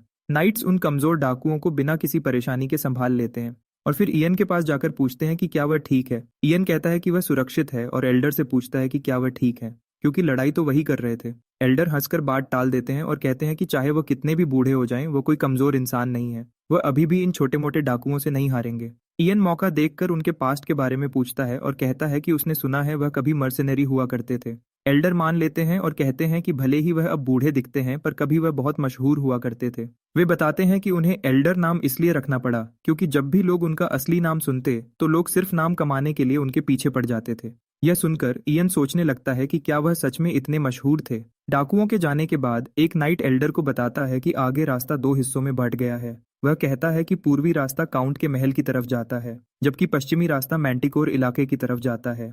बूढ़ा आदमी ईएन को बताता है कि वह जादूगर जिसके बारे में उसने बात की थी वह मैंटिकोर इलाके के पास रहती है और उस दिशा में इशारा करता है और उसे जल्दी करने को कहता है। ईएन ग्रुप को थोड़ी देर के लिए रोकता है और कैथी को सजेस्ट करता है कि उन्हें काउंट के पास जाने से पहले जादूगर से मिलना चाहिए। लूसी तुरंत मना कर देती है और कहती है कि वह अकेले ही चली जाएगी। ईएन चिंतित हो जाता है और पूछता है कि क्या वह अकेले ठीक रहेगी। वह मुस्कुराकर कहती है कि वह बच्ची नहीं है और उसे भरोसा है कि पूर्वी रास्ता उसे सीधे अपने अंकल के घर ले जाएगा। वह बाय बोलती है और बिना रुके निकल जाती है। उसे इतनी आसानी से जाते देख ईएन परेशान हो जाता है और सोचता है कि क्या वह सच में ठीक रहेगी। वह फैसला करता है कि वह जादूगर का काम जल्दी खत्म करेगा ताकि वह उसके पास जा सके। बूढ़ा आदमी पूछता है कि उसकी बहन उसके बिना क्यों चली गई, लेकिन ईएन कहता है कि वह जल्दी ही उसे पकड़ लेगा और बात को वापस जादूगर पर ले आता है। बूढ़ा आदमी ईएन के कंधे पर हाथ रखकर पूछता है कि क्या वह आगे आने वाली मुश्किलों के लिए तैयार है। वह उसे डराने की कोशिश करता है कि जादूगर कितने खतरनाक हो सकते हैं और कहता है कि जिससे वह मिलने वाले हैं वह ऑर्डर की वजह से पहले ही गुस्से में है। ईएन पूछता है कि ऑर्डर की गलती की सजा नाइट्स क्यों भुगत रहे हैं। बूढ़ा आदमी आराम से कहता है कि उन्हें इस काम के लिए बहुत पैसे मिलते हैं। यह सुनकर ईएन को समझ आता है कि सभी नाइट्स इतनी चमकदार और महंगी आर्मर क्यों पहने हुए हैं। फिर बूढ़ा आदमी थोड़ी हमदर्दी दिखाता है और कहता है कि क्योंकि ईएन भी एक जादूगर है तो शायद वह जादूगर उसे देखकर शांत हो जाए। ईएन सोचने लगता है कि वह कैसी होगी, क्योंकि यह पहली बार होगा जब वह अपने मास्टर के अलावा किसी और जादूगर से मिलेगा। वहीं मॉन्टी कैम्बेल नाम की महिला जादूगर, जो एक बुरी चुड़ैल जैसी दिखती है, सूप का बर्तन चला रही है। सीन थोड़ा पहले का है जब ऑर्डर उसके पास गया था और मैंटिकोर को पकड़ने के लिए उसकी जादुई मदद मांगी थी। ऑर्डर ने बदतमीजी की और कहा कि उसे शुक्रगुजार होना चाहिए क्योंकि जंगल उनके कंट्रोल में है। इस बर्ताव से मॉन्टी गुस्से में आ जाती है और बदले में वह उन्हें अपना खाना चखने का मौका देती है अगर उन्हें उसकी मदद चाहिए। वह अपने सूप की गंदी बदबू का इस्तेमाल उन्हें भगाने के लिए करती है और यह काम कर जाता है। जैसे ही कहानी वापस प्रेजेंट में आती है, नाइट्स और ईएन चुड़ैल के घर के पास पहुंच जाते हैं। एल्डर बताते हैं कि जिस जादूगर से वह मिलने वाले हैं उसका नाम मैनी कैम्बेल है और वह एक मशहूर प्लांट सॉर्सरर है। वे बताते हैं कि वह पौधों को कंट्रोल कर सकती है और उनसे जहर भी बना सकती है। एल्डर कहते हैं कि वह यहाँ उसका जहर लेने आए हैं जिसके बिना मैंटिकोर का शिकार करना मुश्किल है। तभी एक भयानक बदबू हवा में फैल जाती है जिससे नाइट्स अपनी नाक बंद कर लेते हैं। मॉन्टी हंसते हुए बाहर आती है और कहती है कि वह उनका इंतजार कर रही थी और खुश है कि वह उसका सूप चखने वापस आए हैं। वह उन्हें चिकन गार्लिक सूप का कटोरा देती है जो बहुत गंदा महक रहा है और खतरनाक लग रहा है। नाइट्स अपनी नाक बंद करके गंदी महक वाले कटोरों को पकड़े हुए हैं। जब एल्डर समझाने की कोशिश करते हैं कि वह यहाँ सूप चखने नहीं आए तो मॉन्टी कहती है कि यह खाना उसने खुद अपने हाथों से बनाया है। वह कहती है कि अगर उन्हें उसका खाना नहीं खाना तो वह जा सकते हैं। वहीं नाइट्स परेशान हो जाते हैं और बदबू की वजह से उल्टी करने लगते हैं। ईएन आराम से सूप पीने लगता है, बिना रुके एक के बाद एक कटोरा खत्म कर देता है। ऐसा लगता है कि उसे स्वाद इतना पसंद आता है कि वह रुक नहीं पा रहा। चुड़ैल हैरान हो जाती है जब वह देखती है कि ईएन बिना रुके उसका जहरीला सूप पी रहा है। जब ईएन शांति से कहता है कि सूप का स्वाद अच्छा है, मॉन्टी को यकीन नहीं होता। ईएन कहता है कि उसे सूप में डाला गया लहसुन बहुत पसंद आया और बिना रुके खाता रहता है। मॉन्टी और नाइट्स यह देखकर घबरा जाते हैं और वह जल्दी से उसके पास आकर कहती है कि बस करो। वह मानती है कि अपने 40 साल के करियर में उसने ऐसा अजीब इंसान कभी नहीं देखा। फिर वह सीधे उसका नाम पूछती है। जैसे ही ईएन ने अपना नाम बताया, मैनी चौंक गई और जल्दी से कंफर्म करने लगी कि क्या वह सच में पायरोमांसर एलडिथ का शिष्य है। उसने तुरंत माफी मांगी कि उसने पहले ईएन के साथ कैसा बर्ताव किया था और अपनी इमेज सुधारने के लिए उसने तुरंत ईएन और नाइट्स के लिए शानदार खाना बनवाया। ईएन को अभी भी चिकन सूप ही पसंद था, पर उसने कोई नाटक करने के बजाय सिचुएशन के साथ चलने का फैसला किया। मॉन्टी फिर थोड़ी गंभीर हो गई और पूछने लगी कि क्या वह मैंटिकोर का शिकार करने की प्लानिंग कर रहे हैं। उसने उन्हें चेतावनी दी कि यह बहुत खतरनाक काम है और याद दिलाया कि कैसे उस पंख वाले जानवर ने काउंट करीना के भेजे गए कई शिकारियों को खत्म कर दिया है। बूढ़े आदमी ने जवाब दिया कि वह इस काम के लिए पूरी तरह तैयार है। उसका कॉन्फिडेंस देखकर चुड़ैल ने पूछा कि क्या उसने पहले कभी मैंटिकोर को हराया है। बूढ़े ने सर हिलाया और कहा कि हाँ, लेकिन वह बहुत पुरानी बात है, जब वह जवान था। वह फिर ईएन की तरफ मुड़ती है और पूछती है कि क्या उसने कभी उसका सामना किया है और कहा कि उसे उम्मीद है कि वह एक अच्छा जादूगर होगा क्योंकि उसे एक महान पायरोमांसर ने ट्रेन किया है। वह ईएन से नाइट्स की मदद करने की दरख्वास्त करती है। यह सुनकर हमारा लड़का अपने ख्यालों में खो जाता है। उसे याद आता है कि कैसे उसके गुरु ने सिखाया था कि एक जादूगर को लोगों की समस्याओं में शामिल होना चाहिए, भले ही यह उसकी अपनी मर्जी के खिलाफ हो, और ऐसे मामलों को हमेशा गंभीरता से लेना चाहिए।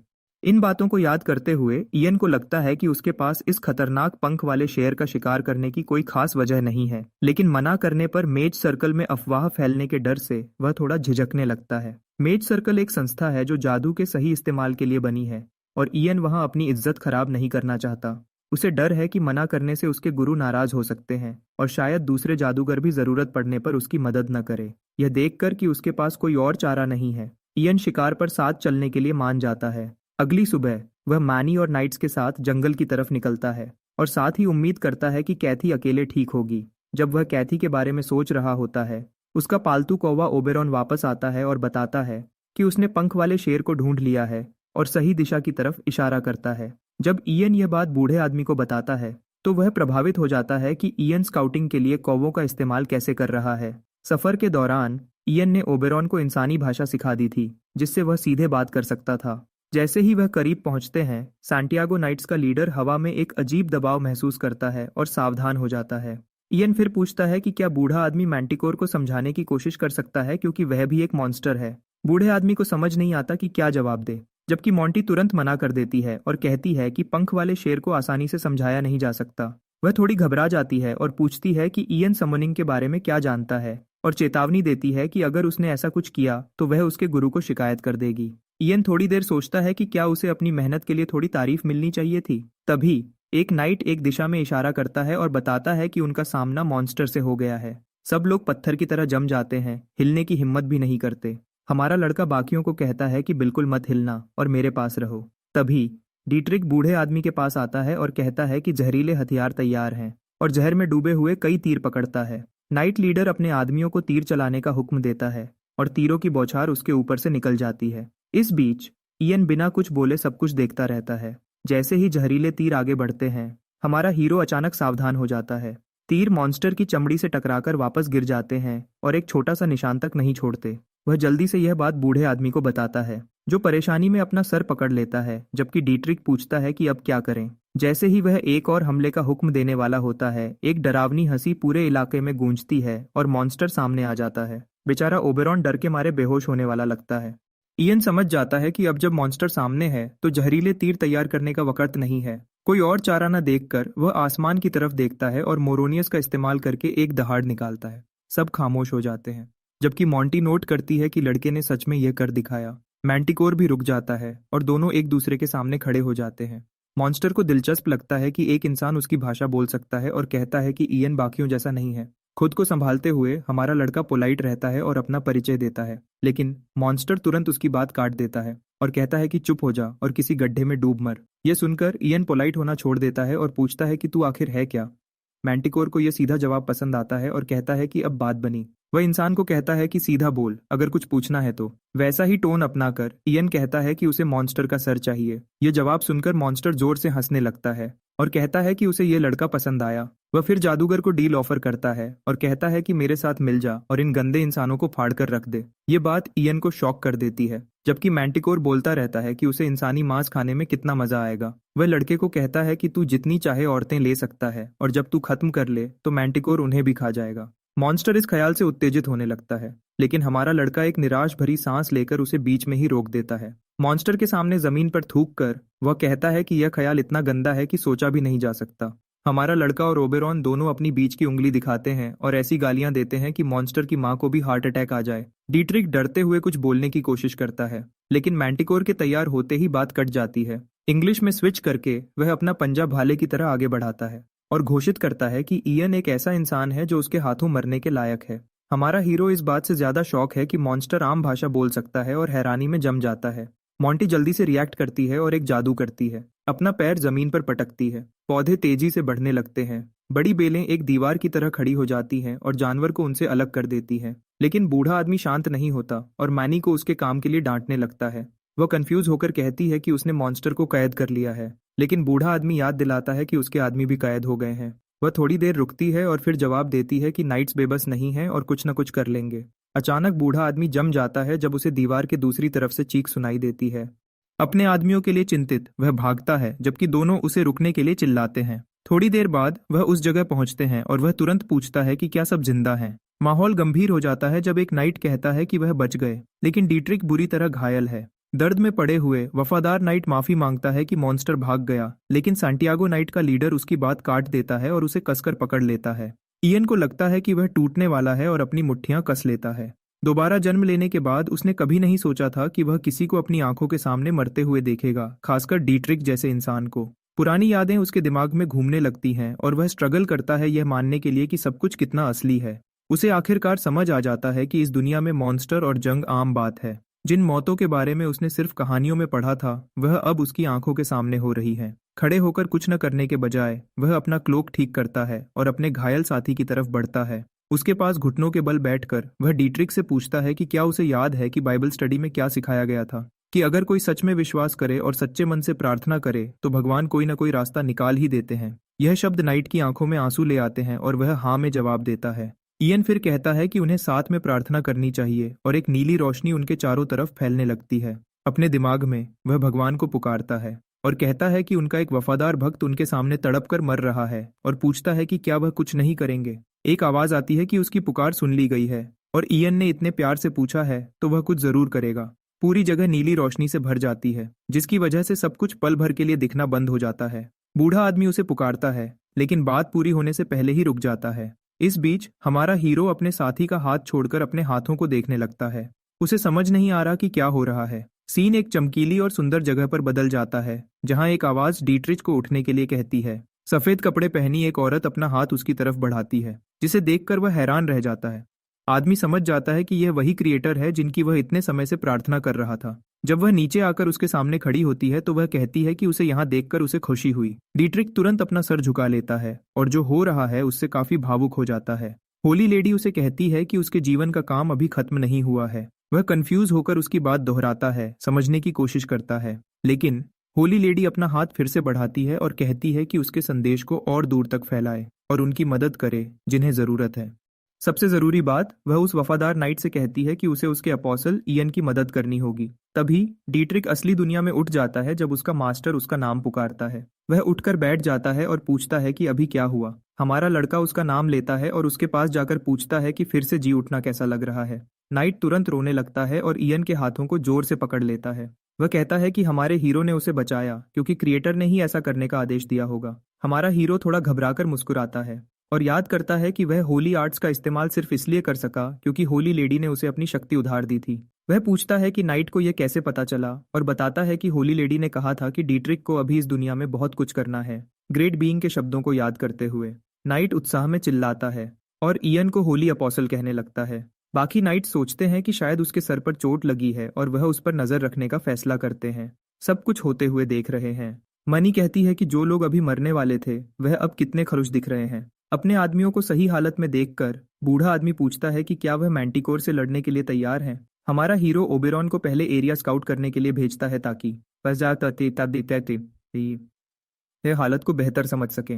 नाइट लीडर चिंतित हो जाता है कि कहीं पक्षी को कुछ न हो जाए, लेकिन इयन उसकी चिंता को नजरअंदाज कर देता है, जिससे वह कंफ्यूज हो जाता है। हमारा हीरो स्क्वाड को बताता है कि मैंटिकोर कोई मामूली गुंडा नहीं है, इसलिए उन्हें उसका सामना करने के लिए पूरी तरह तैयार रहना होगा। सीन फिर मैंटिकोर की तरफ बदल जाता है, जो पास के एक शहर पर हमला करने और गलियों में लोगों का पीछा करने में बिजी था। एक नौजवान अपने पिता को मॉन्स्टर से दूर ले जा रहा है, लेकिन बूढ़ा आदमी अचानक फिसलकर जमीन पर गिर जाता है। बेटा उसे पुकारता है, लेकिन तब तक बहुत देर हो चुकी होती है और मैंटिकोर मारने के लिए आगे बढ़ता है।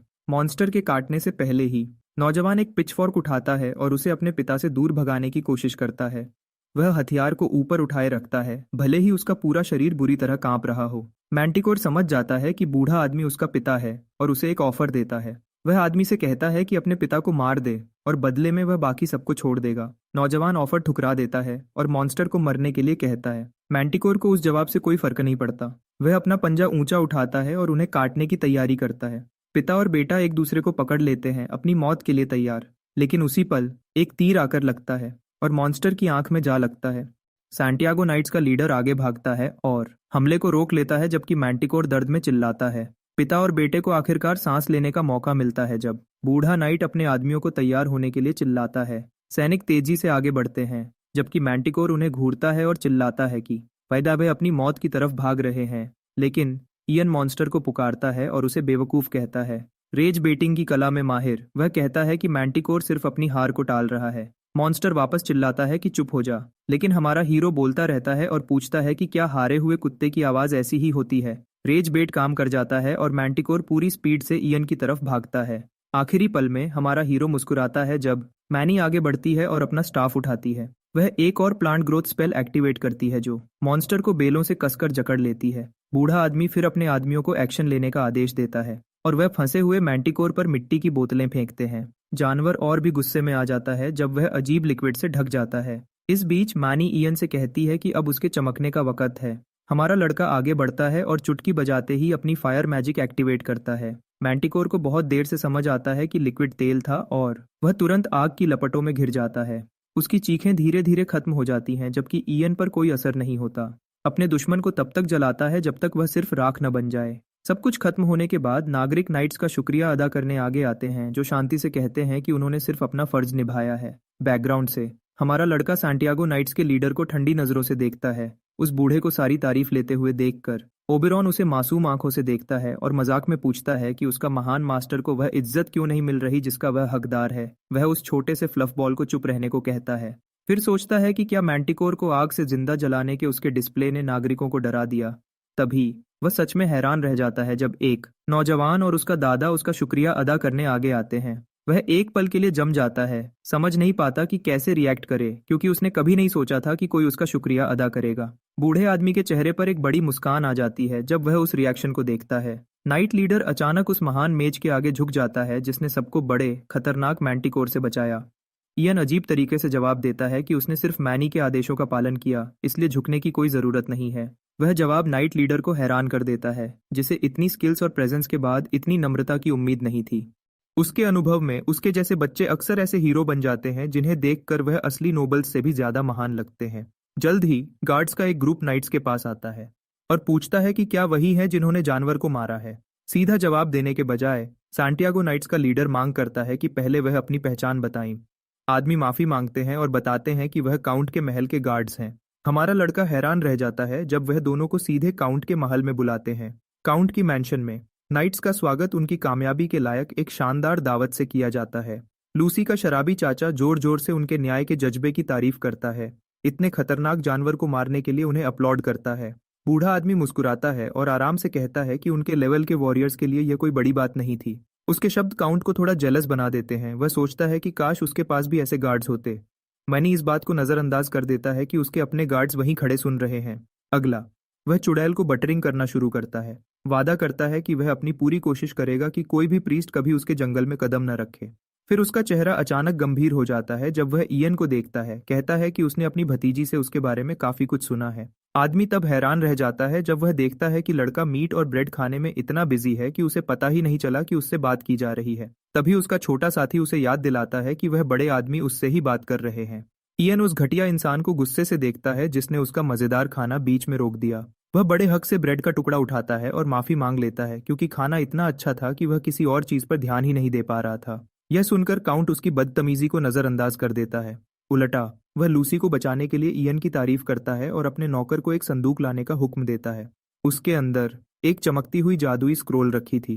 कहते हैं कि ऐसी स्क्रोल्स में बहुत ताकतवर जादू होता है जो फाड़ने पर तुरंत बाहर निकल आता है। इतनी नायाब चीज अपने सामने देखकर हमारा हीरो हैरान रह जाता है। उस कागज को हाथ में लेकर वह उस पर लिखे निशानों को ध्यान से देखता है। काउंट मुस्कुराता है और पूछता है कि क्या उसका दिया हुआ तोहफा उसकी उम्मीद के मुताबिक है। हमारा हीरो इतने बड़े इनाम के लिए उसका शुक्रिया अदा करता है, लेकिन काउंट कहता है कि यह तो उस हीरो के लिए सही है जिसने उसकी प्यारी लूसी को सही सलामत वापस लाया है। एक चुटकी बजाते ही दरवाजे खुल जाते हैं। तभी वह लड़की एक सुंदर ड्रेस पहनकर अंदर आती है और उसने अपने कद से आधी लंबी मैजिशियन वाली टोपी पहनी हुई है। वह अजीब सी टोपी देखकर इयन को हंसी आ जाती है और वह अपनी हंसी रोकने की कोशिश करता है।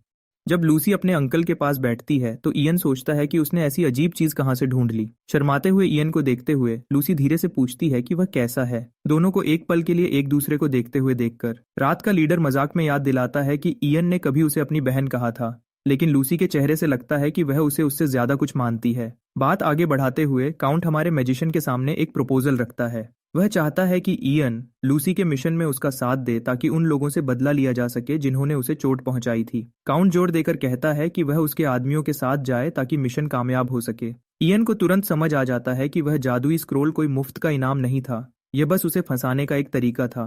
फिर भी एक मेज का काम पीछे रहकर जादू करना होता है, जो ज्यादा खतरनाक नहीं है, इसलिए वह मना नहीं करता।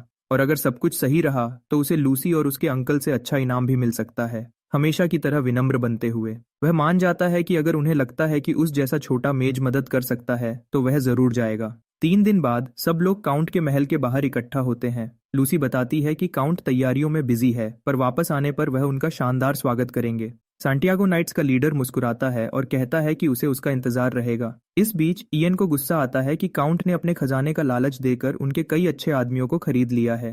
तभी वह बुजुर्ग आदमी अचानक उसका साथ देने के लिए शुक्रिया अदा करता है।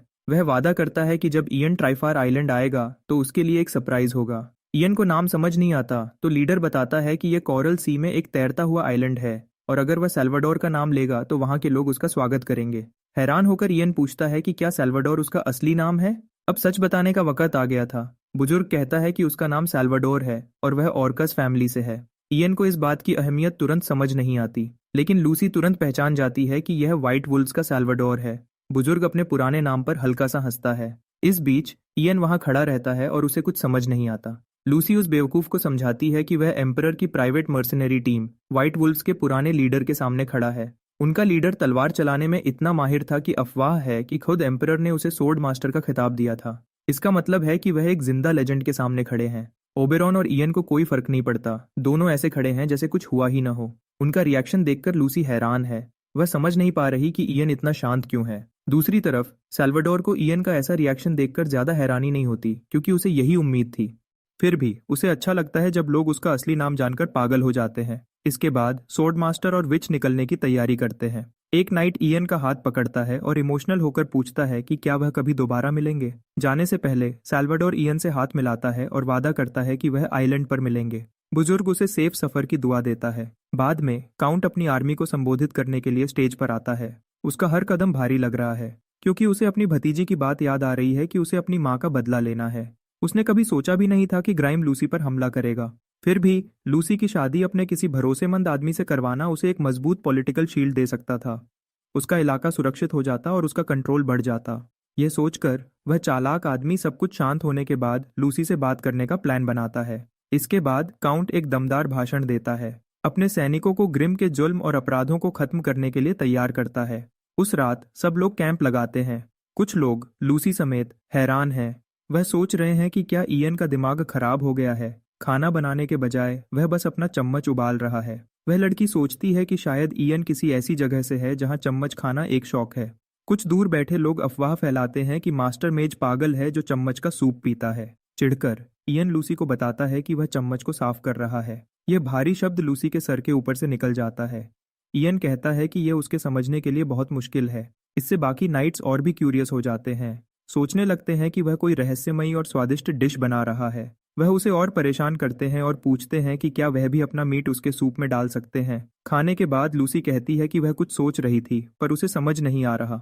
जब इयन पूछता है क्या, तो वह उसे उस इनाम की याद दिलाती है जो उसने पहले वादा किया था। लूसी समझ नहीं पा रही कि उसे क्या दे, क्योंकि उसे लगता है कि इयन सोने के सिक्कों से थक गया होगा। इयन चुप हो जाता है, पर वह उसे बोलने देता है कि वह क्या इनाम देना चाहती है। वह एक कहानी सुनाती है कि कैसे परियों ने टारियोन के पहले बैरन को एक जादुई तलवार दी थी। कहते हैं कि वह परी उससे प्यार करने लगी थी जब उसने उनके राज्य को बचाया था।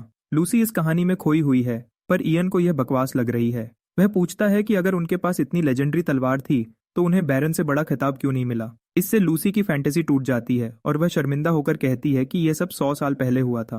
फिर वह कहती है कि उस तलवार को पाने में बस एक छोटा सा प्रॉब्लम है। वह पहले बैरन की कब्र के अंदर दफनाई गई है, जिसका मतलब है कि उसे पाने के लिए उन्हें कब्र लूटनी पड़ेगी। हैरान होकर इयन उस पागल लड़की को देखता है जो उम्मीद कर रही है कि वह उसके परदादा की कब्र लूटे। फिर भी वह पूछता है कि क्या वह सच में अपना इतना कीमती खजाना देने को तैयार है। वह उसे समझाने की कोशिश करता है कि इस तलवार का बेहतर इस्तेमाल हो सकता है, लेकिन लूसी गुस्से में मुंह फुला लेती है।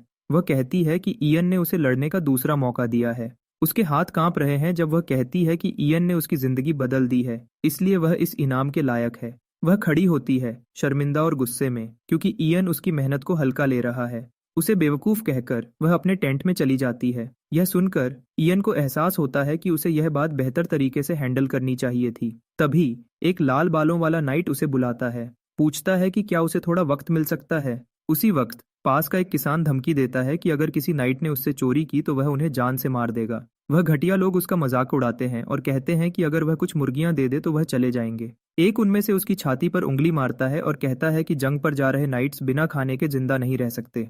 लेकिन उसका घमंड, जैसे ही वह एक कौवे को पेड़ पर देखता है, वह तुरंत पहचान जाता है कि यह मास्टर मैजिशियन का पालतू है। अचानक ओबेरॉन उन्हें चेतावनी देता है कि मास्टर आ रहे हैं। जब वह तीनों बेवकूफ हैरान हैं कि कौवा बोल सकता है, इयन पीछे से उन्हें आराम से ग्रीट करता है। वह तीनों कांपते हुए पीछे मुड़ते हैं और समझ जाते हैं कि अब उनकी खैर नहीं। इयन ठंडे दिमाग से पूछता है कि यह लोग क्या कर रहे हैं। देखो, डिप्लॉयमेंट से पहले उसकी काउंट से बात हुई थी। काउंट की झिझक ने उसे सोचा दिया था कि मामला कुछ गंभीर है, लेकिन उसे तब हैरानी हुई जब उस आदमी ने बस एक मदद मांगी। उसे अपने उन गुंडे मर्सिनरीज को ठीक करना था जो आम लोगों को लूट रहे थे। हमारा हीरो कंफ्यूज हो गया, क्योंकि ये काम तो नाइट्स का होना चाहिए था। काउंट ने गहरी सांस ली और बताया कि नाइट्स और मर्सिनरीज तो आपस में भाई भाई हैं। वह एक दूसरे के जुर्म छुपाते हैं। पहले तो उसने नजरअंदाज किया क्योंकि मर्सिनरीज बिजी रहते थे, लेकिन अब वह बहुत बदतमीज हो गए हैं, खुलेआम चोरी कर रहे हैं, और वह भी उसकी भतीजी के इलाके में। उसने चुपचाप उस अंकल को देखा जिसने रात को उससे मिन्नत की थी कि उन्हें बस एक वार्निंग दे दे ताकि वह सुधर जाएं। अब वह उसकी घूरती हुई नजरों के सामने खड़े थे। तीनों नाइट्स ऐसे चिपक कर खड़े हो गए जैसे जुड़वा भाई हों। उसने ऐलान किया कि अब वक्त आ गया है कि यह आवारा कुत्ते जो कचरे में मुंह मारते हैं अपने लोगों को लूटने की सजा भुगतें। तीनों की पैंट गीली हो गई जब हमारे मास्टर मेज ने कहा कि वह उन्हें हमेशा के लिए खत्म कर देगा ताकि बाकी लोग सबक सीखें। अगली सुबह तक उसकी वार्निंग की खबर हर जगह फैल गई। मर्सिनरीज इतने डरे हुए थे कि वह बाहर निकलने से भी डर रहे थे। उसके इस कदम से काउंट और उसकी भतीजी खुश थे। उन्हें सुकून मिला कि अब उनके लोग महफूज हैं। लेकिन लाल बालों वाले नाइट के पास बुरी खबर थी। वह काउंट के साथ मीटिंग करता है और बताता है कि उनकी स्ट्रेटेजी में एक बड़ी गलती है। सिपाही साफ कहता है कि अभी की हालत में वह ग्राइम्स की आर्मी के लिए बस शिकार बनकर रह गए हैं। हैरान होकर हमारा हीरो पूछता है कि क्या उसे सच में ऐसा लगता है, जबकि उनके पास 400 ट्रेंड सिपाही हैं। नाइट फिर कहता है कि वह अब सिपाही नहीं, बस बेजान शिकार हैं। वह समझाता है कि पहले उनके आदमी रेड्स के दौरान ग्राइम्स के इलाकों को लूटते थे। उनकी लूटमार से लोग ग्राइम्स के खिलाफ प्रोटेस्ट करते थे, जिससे उसकी फौज भटक जाती थी। लेकिन जब से उन्होंने इयन के कहने पर लोगों को परेशान करना छोड़ दिया, हालत बदल गई।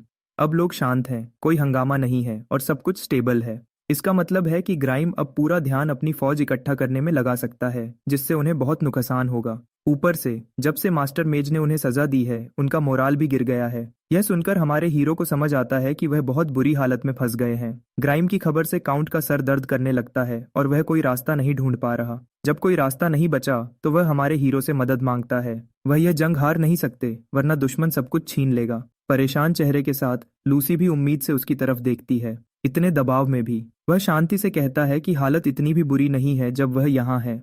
उसकी बातों से दोनों को हिम्मत मिलती है और वह उसकी बात सुनने के लिए बेताब हो जाते हैं। उसी वक्त लाल बालों वाले नाइट के पीछे खड़े सिपाही उसे ऐसे घूरते हैं जैसे उसने उनकी मां को मारा हो। वह दोनों शकी लोग उस पर भरोसा नहीं करते और कुछ साजिश करते हुए दिखते हैं। अगली सुबह हमारा हीरो एक किसान के घर जाता है। किसान अपने दरवाजे पर शोर मचाने वाले उस विजिटर और उसके कौवे पर चिल्लाने लगता है। जैसे ही वह दरवाजा खोलता है, हमारा हीरो उसके सामने खड़ा हो जाता है और अपनी ठंडी नजरों से उसे डरा देता है। वह जोर से पूछता है कि क्या यह गेहूं का खेत उसका है। कंफ्यूज और गुस्सा होकर किसान पलटकर पूछता है कि पहले अपनी पहचान बताओ।